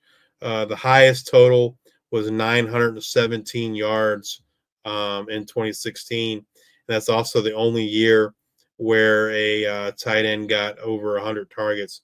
As a receiver got over 100 targets with 117 with Fred Ross. So again, spread the ball evenly across the field. He's only had a wide receiver get double-digit touchdowns twice.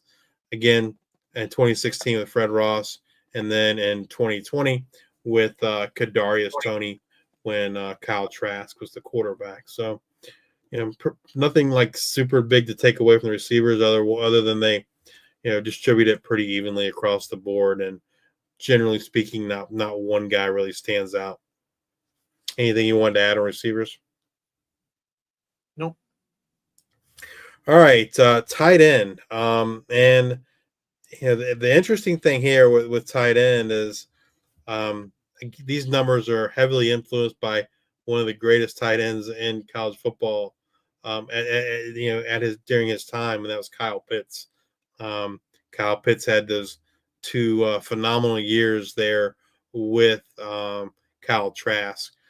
But his tight end one averages 47 targets, 28 yards receiving, 390 receiving yards, 4 touchdowns, a target share of 11%, and they are running routes 80% of the time. If you take out the Kyle Pitts stuff, like, it's not going to look great. Kyle Pitts had 80 targets and 65 targets, 649 yards, 770 yards, 5 touchdowns, and 12 touchdowns.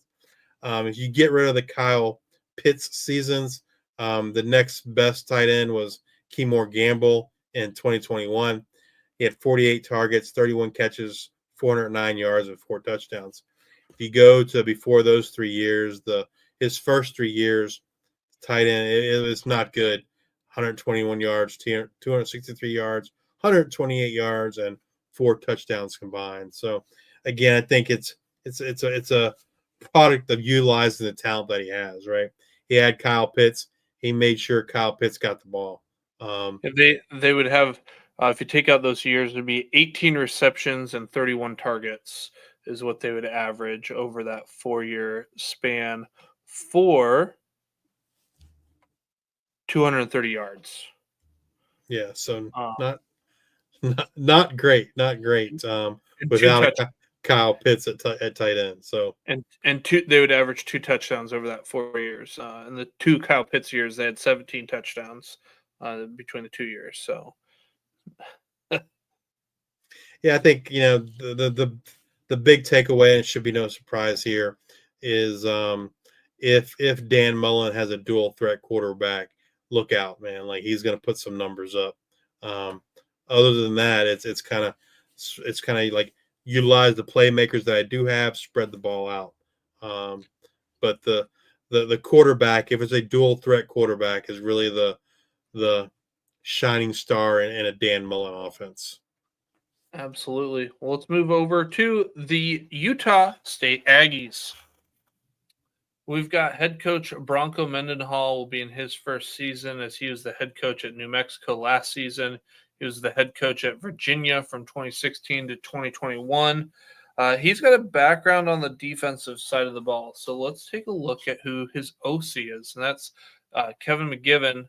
He was the passing game coordinator and wide receiver coach for San Jose State last year in 2024. He's been with San Jose State since 2018, where he was the OC from 2018 to 2023. So we are going to focus on Kevin McGivern for the purposes of this deep dive.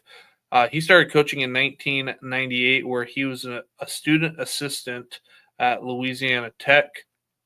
Then he started being a QB coach in 2005 at Southern Utah. He became an assistant head coach and quarterback coach at Utah State in 2009. So he's got some ties to the program. And then he became an OC in 2012 when he was the OC and quarterback coach at Montana State. He was again back at Utah State in 2013 through 2014 as the OC quarterback coach, then spent some time at Oregon State, then at San Jose State before now returning back to Utah State. So what is his track record on offense? It's a spread offense using tempo and no huddle, as well as some air raid and West Coast concepts. During his coaching career, he's coached several successful quarterbacks, 3 of the top 6 in passing yardage at Utah State, career passing yardage leader at Montana State and Weber State, and prolific seasons in 2019 and 2020 at San Jose State. Even though it's a spread, he's had some prolific passing seasons. His offense are generally balanced with a strong running component, utilizing zone read and power run concepts. At San Jose State, as a passing game coordinator and wide receivers coach in 2024, San Jose State ranked 5th in the FBS in passing offense, while wide receiver Nick Nash would win the receiving triple crown for most receiving yards, receptions, and receiving touchdowns in college football here in 2024. So for data purposes, when Justice is talking about about these stats. We're going to be using 2017 at Oregon State and 2018 through 2024 at San Jose State. 2023. We didn't use 2024 because he wasn't the OC. It was a Craig Stutzman offense. One thing to note with Kevin McGivern in 2024 is he was the wide receiver coach, but he primarily handled the outside receivers. Billy Ray Stutzman was the slot receiver guy, and Nick Nash did play in the slot. I just actually learned that today. I was reading an interview with Billy Ray Stutzman, who's actually Craig Stutzman's brother, and I was reading that interview, and they were talking about last year he coached the slot receivers, whereas McGivern coached the outside guys. So not really sure how much credit we give to McGivern on Nash, but he was the passing game coordinator. But again, that was a Craig Stutzman spread and shred offense, not necessarily Kevin McGivern's offense. Looking at the quarterback, as we said, he's had some pretty prolific seasons, but on the average, his quarterback averages 327 attempts, just under 2,500 yards passing, 16 passing touchdowns, 154 yards rushing, 3 rushing touchdowns for a rush share of 12%. If you look at his history, twice he's had a quarterback throw for over 3,000 yards. He almost had a quarterback throw for 4,000 yards in 2019 with Josh Love, who had 3,923 yards. And then again in 2022, Chevin Cordero had 3,245 yards passing. Those are the only 2 seasons he went over 3,000. Passing touchdowns, he's had 3 years where they've had 20 or more, 22 in 2019, 23 in 2022, and 20 in 2023. One thing to note, when he does have a mobile dual threat quarterback, he'll use them. But generally speaking, his quarterbacks haven't been super mobile. But he did have Chevin Cordero for 2 years in 2022 and 2023, and Cordero rushed for 548 yards and 375 yards. If you got rid of those rushing yards, it'd be fairly non-existent rushing yards for a quarterback under McGivern. It's 123, 18, 12, -5, and 4. So yeah, I mean, if the quarterback's mobile, he'll use them. And so that makes this a real interesting fit, right? Because it's presumed that Bryson Barnes is going to be the QB1 there for Utah State. We know Bronco Mendenhall, has utilized a dual threat quarterback just a year ago, and Devin Dampier. So I'm really kind of curious to see if Bronco Mendenhall is going to try to use some of the concepts that his past teams have used under different OCs and kind of mix that with what McGivern's done, or if they're going to be 100% what McGivern's done in the past. But obviously Bryson Barnes, last year came on really strong at the end of the season, and it was with his legs. And so you got to imagine if Bryson Barnes is going to be the QB1, they're going to utilize him in the run game. And again, that's not a huge departure for what McGivern's done. If you go back and look what he did with Chevin Cordero his last 2 seasons as OC at San Jose State. Anything you want to add on quarterbacks, Luke? No, just my 2 cents is I think it's kind of like what Bronco Mendenhall's done with his mobile quarterbacks. I think that's what based off the personnel you have, I feel like that's what if you're going to be successful, that's what you need to do. All right, let's move over to the running backs. And it's been a little bit of a mixed bag, I guess. He kind of relies on one guy a lot. The exception of that would have been 2023, where he kind of had two workhorse running backs, if you will. But typically His RB1 averages 736 yards rushing, 9 touchdowns, 17 receptions, 143 yards, and a 43% rush share. And so typically that's where he is. If you look at his history, he's had 2021, he had a running back with 50% of the rush share, but and in 2022, 52%. So he's not scared to feed a running back if he has one. Matter of fact, the lowest rush share of his RB1 was in 2020 with 35% with one running back and 28% with another, where he had more of a shared backfield. In 2023 was probably his best year for running backs. He had a 1,000-yard running back, 18 touchdowns with Kyrie Robinson, and they had Quayle Conley with 842 rushing yards and 9 touchdowns. So, if he's got 2 talented running backs, he'll use them, but he's not afraid to just lean on one guy. As far as the passing game goes, they're utilized a little bit in the passing game. You can see here, both the RB1 and RB2 average 17 receptions, about 150 yards on the year. His high in targets in his career was 34 for a running back, and that happened 3 times. Conversely, the low is 6 and 9 in 6 in 2020 and 9 in 2019 with just one particular running back. But he's not afraid to use them in the running game either. In the passing game either.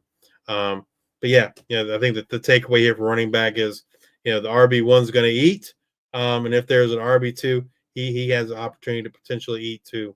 I know they lost a couple running backs in the portal. Rasul Faison went off to South Carolina. Herschel Turner went to, I think, Nevada. They did bring in Javen Jacobs, follows Bronco Mendenhall over from New Mexico. Javen Jacobs heavily utilized in the passing game at New Mexico a year ago. Be interesting to see how he's utilized at Utah State. So is it strictly in the passing game, or will they also utilize him more so in the running game? So yeah, anything you wanted to add on the running backs, Luke? Not on the running backs, but Brett is in our YouTube chat, said hello, and wants to know, can Bryson Barnes be the guy this year? We happen to think so.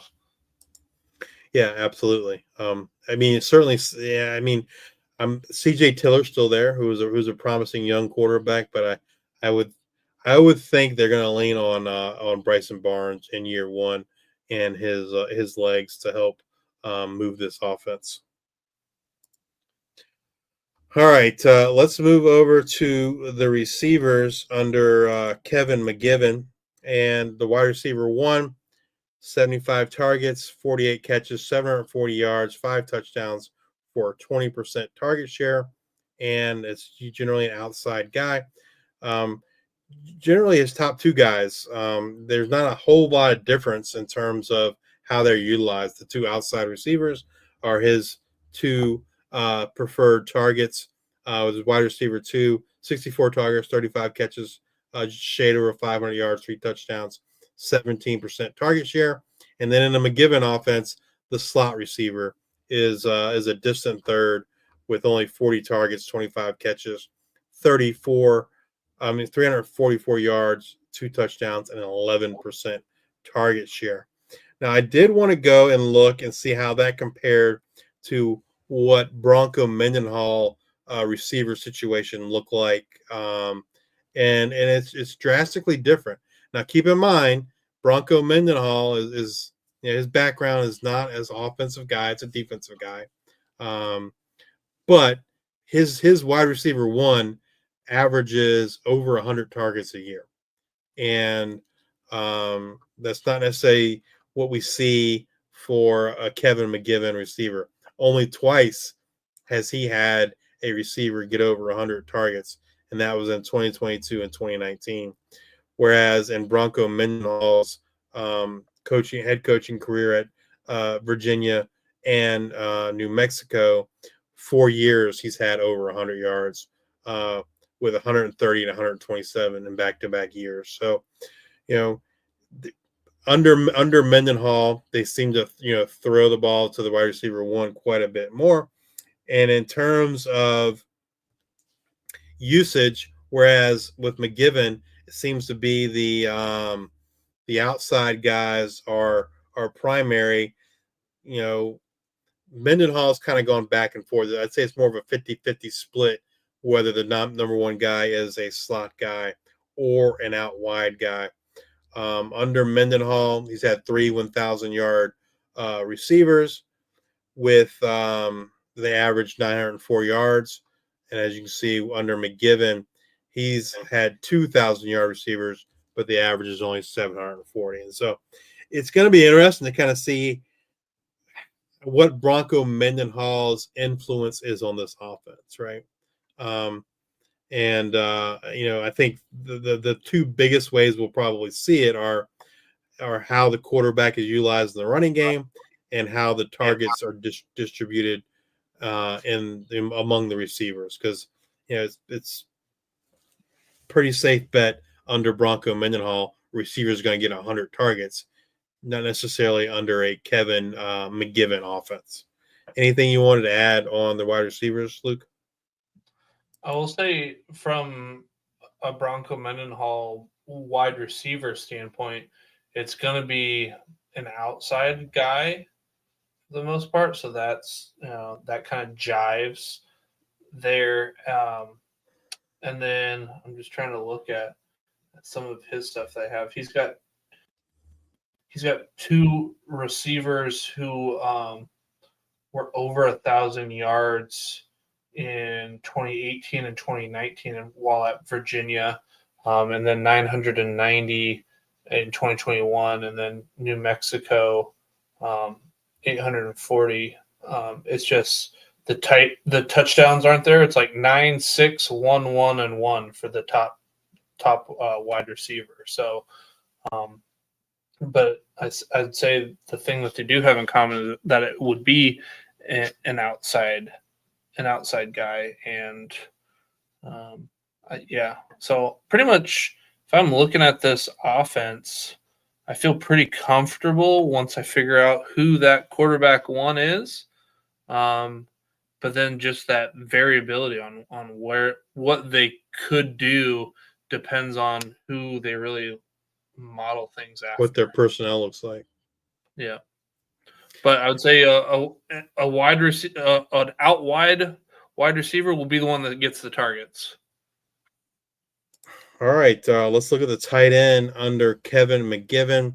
His tight end one averages 52 targets, 31 receptions, 407 yards, 3 touchdowns for a 14% target share. He runs route 86% of the time on passing plays. A red zone target share of 29%. Outside the red zone, 21%. Twice in his career, he's had 700-yard tight ends. In 2018 with Josh Oliver and in 2021 with Derek Deese. And then both of those years, they got a lot of targets. Josh Oliver, 99 targets. Derek Deese, 83 targets. I would say the average, if you get rid of those guys, the average is closer to probably 35 targets or so. But he does want to utilize the tight end if they have them. They have a fairly good ADOT, average depth of target. 12.7 is the high, a low of 9.3. And they're getting anywhere from 8.5 targets a game down to the low of 3 roughly. So he does utilize a tight end, and if he's got a talented one, he utilizes them a lot. So, and last year I'm thinking back to the tight ends that we highlighted, and there's like 2 that were like over 10. That had good years at Utah State. The one guy got injured. I don't know if he got, and I can't think of his name. He was having a pretty good year. I was just thinking overall, like G5, out of the whole G5, like who had double digits, and it was Harold Fannin and Western Kentucky's tight end, right? No, Middle Tennessee. Middle Tennessee. So Yeah, Holden Willis. Holden Willis, that's right.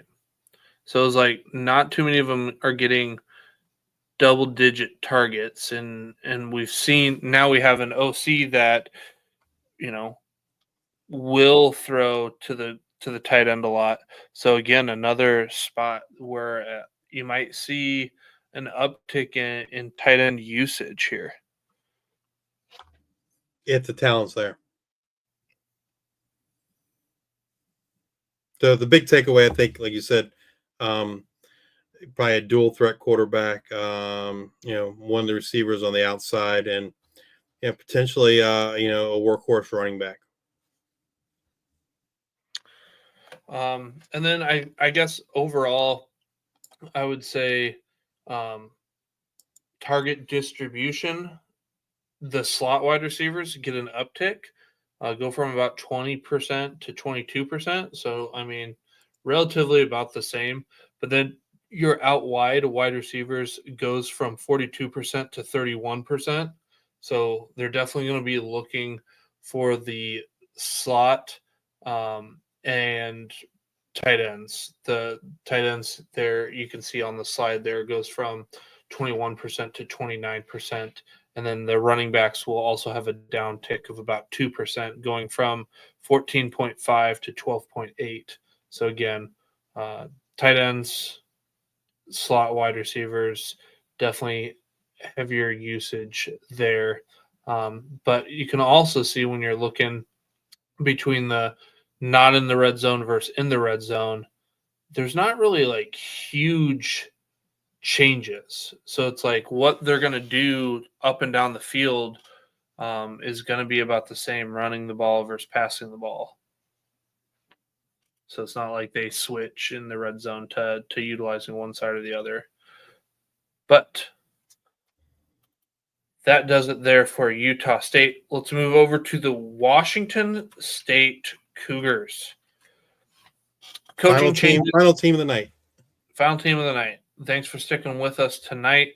We've got head coach Jimmy Rogers. He's been at South Dakota State since 2013, and Danny Frowind will join him from South Dakota State, where he was the co-OC. Prior to that, he spent 12 seasons coaching at various positions at the University of North Dakota. And Jimmy Rogers, while he was the head coach for South Dakota State in 2023 and 2024, in 2022 and before that, he's got a lot of defensive coordinator, linebacking coach background. So he's definitely has the defensive background. So that's why we need to look at offensive coordinator Danny Frowind in this deep dive. He got into coaching in 2010, where he was a quarterback coach at Carthage College, and then became a OC in 2018 through 2023, OC and quarterback coach at North Dakota. 2023, he also became the associate head coach, and then last year he was the co-OC and quarterback coach at South Dakota State. So it goes from North Dakota to South Dakota.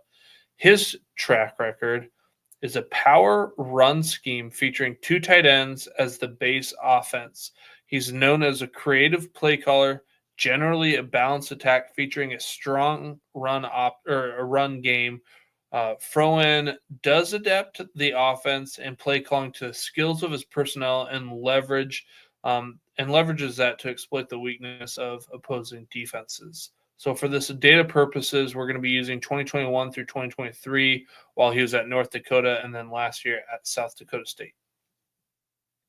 It's quite a change here for Washington State. You know, they've been an air raid, throw it around system for, oh my God, I couldn't tell you how long. Right, you went from Mike Leach to Nick Rolovich to oh gosh, I'm forgetting the guy's name now, the offensive coordinator at Oklahoma. He was at Western Kentucky with Zach Kitley. Oh man, I'm drawing a blank. But anyway, wide open offense. Yeah, Ben Arbuckle. Yes, wide open offenses for I don't know, seemed probably like the last 10 years or more. Throw it around, and they're going and they're moving to an offense that features 2 tight ends as base personnel. So quite a stark difference in offensive systems there in Pullman for 2025. So let's look here at the quarterbacks under Danny Fruin. His quarterback one averages just over 2,500 yards and 19 passing touchdowns, 229 yards rushing, 4 rushing touchdowns, over 300 attempts in the year, 337. The rush share of 14%. He does not have a 3,000-yard passer in his history that we looked at. Twice he had a quarterback over 2,700 yards in 2024 and in 2022, and twice over 20 touchdowns with 23 and 20. Rushing yards, he had a high last season with Mark Gronkowski, who's down in Iowa, 422 rushing yards. Before that, the average was probably somewhere around 175 rushing yards. And then touchdowns, again, last year was a high of 10 rushing touchdowns. Before that, in the 3 years before that, there was a total of 5. So about two is the average. So those rushing numbers are heavily influenced by what Mark Gronkowski did last season at South Dakota State. You're looking at target distribution when he's passing the ball. A lot to the receivers. And even though he's using like 2 tight ends as his base set, they don't get the ball a lot. So the slot receivers 36%, the outside receivers 33%, and the tight ends only 12%. So it's like the tight ends are utilized a lot in the run game and blocking as well. Anything you want to add on quarterbacks before we move on, Luke? Nope. Running backs. His running back one averages 924 yards rushing, 11 touchdowns, 18 catches, 126 yards for 37% rush share. His RB2 kind of drops off from there, 17% rush share, averaging only 463 rushing yards and 2 rushing touchdowns, and drops even further for the RB3. Twice in his 4-year history that we looked at, he had a 1,000-yard rusher in 2022 and 2024. The other 2 years where they didn't get 1,000, they had over 700. And then touchdowns, it's pretty close to double-digit touchdowns. You got 14, 9, 12, and 9. So, 9, not quite 10, but you can almost, bet that they're going to probably get, 10 rushing touchdowns on the ground. As you can just tell by the rush share, they're kind of really feeding one running back. The RB2, his high RB2 was in 2024 where they had 650 yards. He also had a 1,200-yard rusher that year as well, so he doubled them up. So again, they're focusing on one workhorse running back. Anything you want to add to the running game here? No, I don't think so. I'm just kind of looking at all the different stats here we have, but I was over in the wide receiver tab, but no, I mean when we boil it down here at the end, it's pretty much kind of what the running whoever backs. the running back one is, like he's the guy that's going to eat in this offense. Yep. All right, moving over to the wide receivers under Danny Fruin. Wide receiver one, 87 targets, 62 catches, 806 yards, 7 touchdowns, 26% target share, and that is the slot guy. and it drops off drastically after that. Wide receiver 2, 44 targets, 369 yards, 4 touchdowns, only a 13% target share. That guy is out wide. And then wide receiver 3, half that again, 29 targets, 242 yards, 0 touchdowns, 8.7% target share. So it's really the wide receiver 1, the slot guy is the top guy in a Danny Quinn offense. If you look in his history, twice he's had a receiver over. I'm looking at running backs.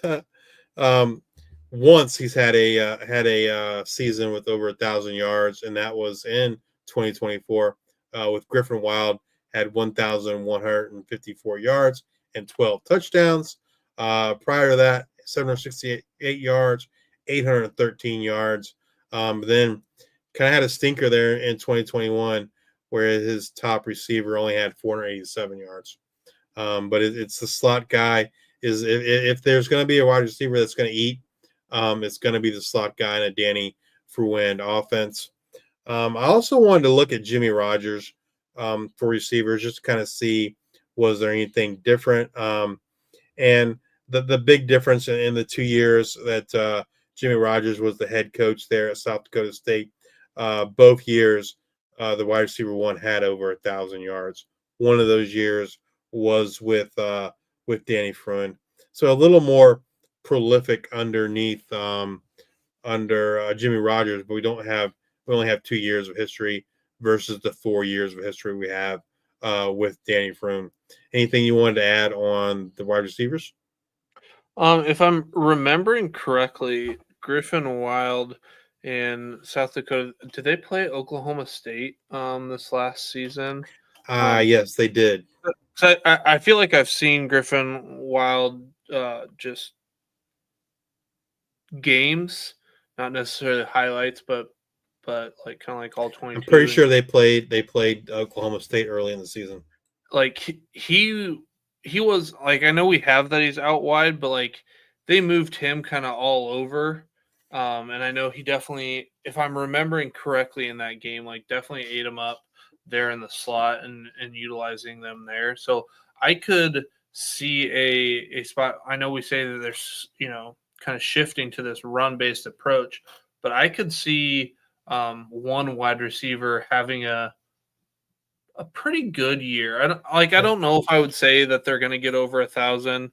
I don't feel comfortable, but if there's like an athlete, like I could see that working. So definitely want that, like you said, the running back 1 is definitely going to eat, but I could see potentially one wide receiver being more, I guess, pretty useful in the sense of like being a little bit better than mediocre when, defenses are accounting for the teams like, okay, this is the wide receiver we got to stop. And it's probably going to be then in the slot. All right, let's move over to the tight ends, and this is really interesting considering that they use 2 tight ends as a base set, but they don't really utilize the tight ends really in the passing offense very much. Tight end 1 averages 22 targets, 15 receptions, 177 yards, 3 touchdowns, target share of 66.7%. He is running routes 85% of the time. So while they do utilize 2 tight ends a lot, I think it's really more for the running game. Because they're just really not utilized in the offense. The most prolific season for a tight end under Danny Fruand was 2021. He had 27 targets, 19 receptions, 296 yards, and 4 touchdowns. And it's all downhill from there. 2023, his tight end had 14 targets, 8 catches, 66 yards, and 2 touchdowns. So the tight end just really is not utilized in the passing game in this offense. Obviously, if the base offense features 2 tight ends, that tells you like they're trying to do a power running game and use those tight ends to open up holes for the running backs. Anything you wanted to add on tight ends? Nope. So that's it for tonight, man. I guess to summarize, Washington State, it's the RB1 and perhaps the slot receiver are kind of the main guys. I think if you want to look for a comparison, like I know a lot of people are really excited about Zevi Ackhouse at Washington State. I guess what you're hoping for is he's able to reproduce what Mark Gronkowski produced last season under Danny Verwind. That's kind of the high level mark for quarterback in a Danny Verwind offense. Right. Like you said, that's going to do it for us tonight. Come back and join us next week as we continue to bring you up to date on all the latest news and happenings in the world of G5 college football.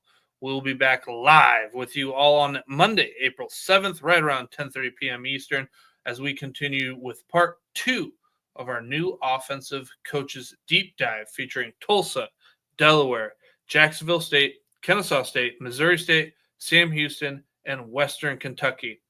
If you're watching us on YouTube, please hit that like and subscribe button. On X, give us a follow. If you're listening to us on Apple Podcasts or Spotify, please subscribe. Leave those 5-star ratings and reviews. Hey, and share it. Share it on your social medias, Facebook, X, whatever it is. Let's get more eyes on the G5 Hive. Thank you all for your support. Until the next time, we are the G5 Hive.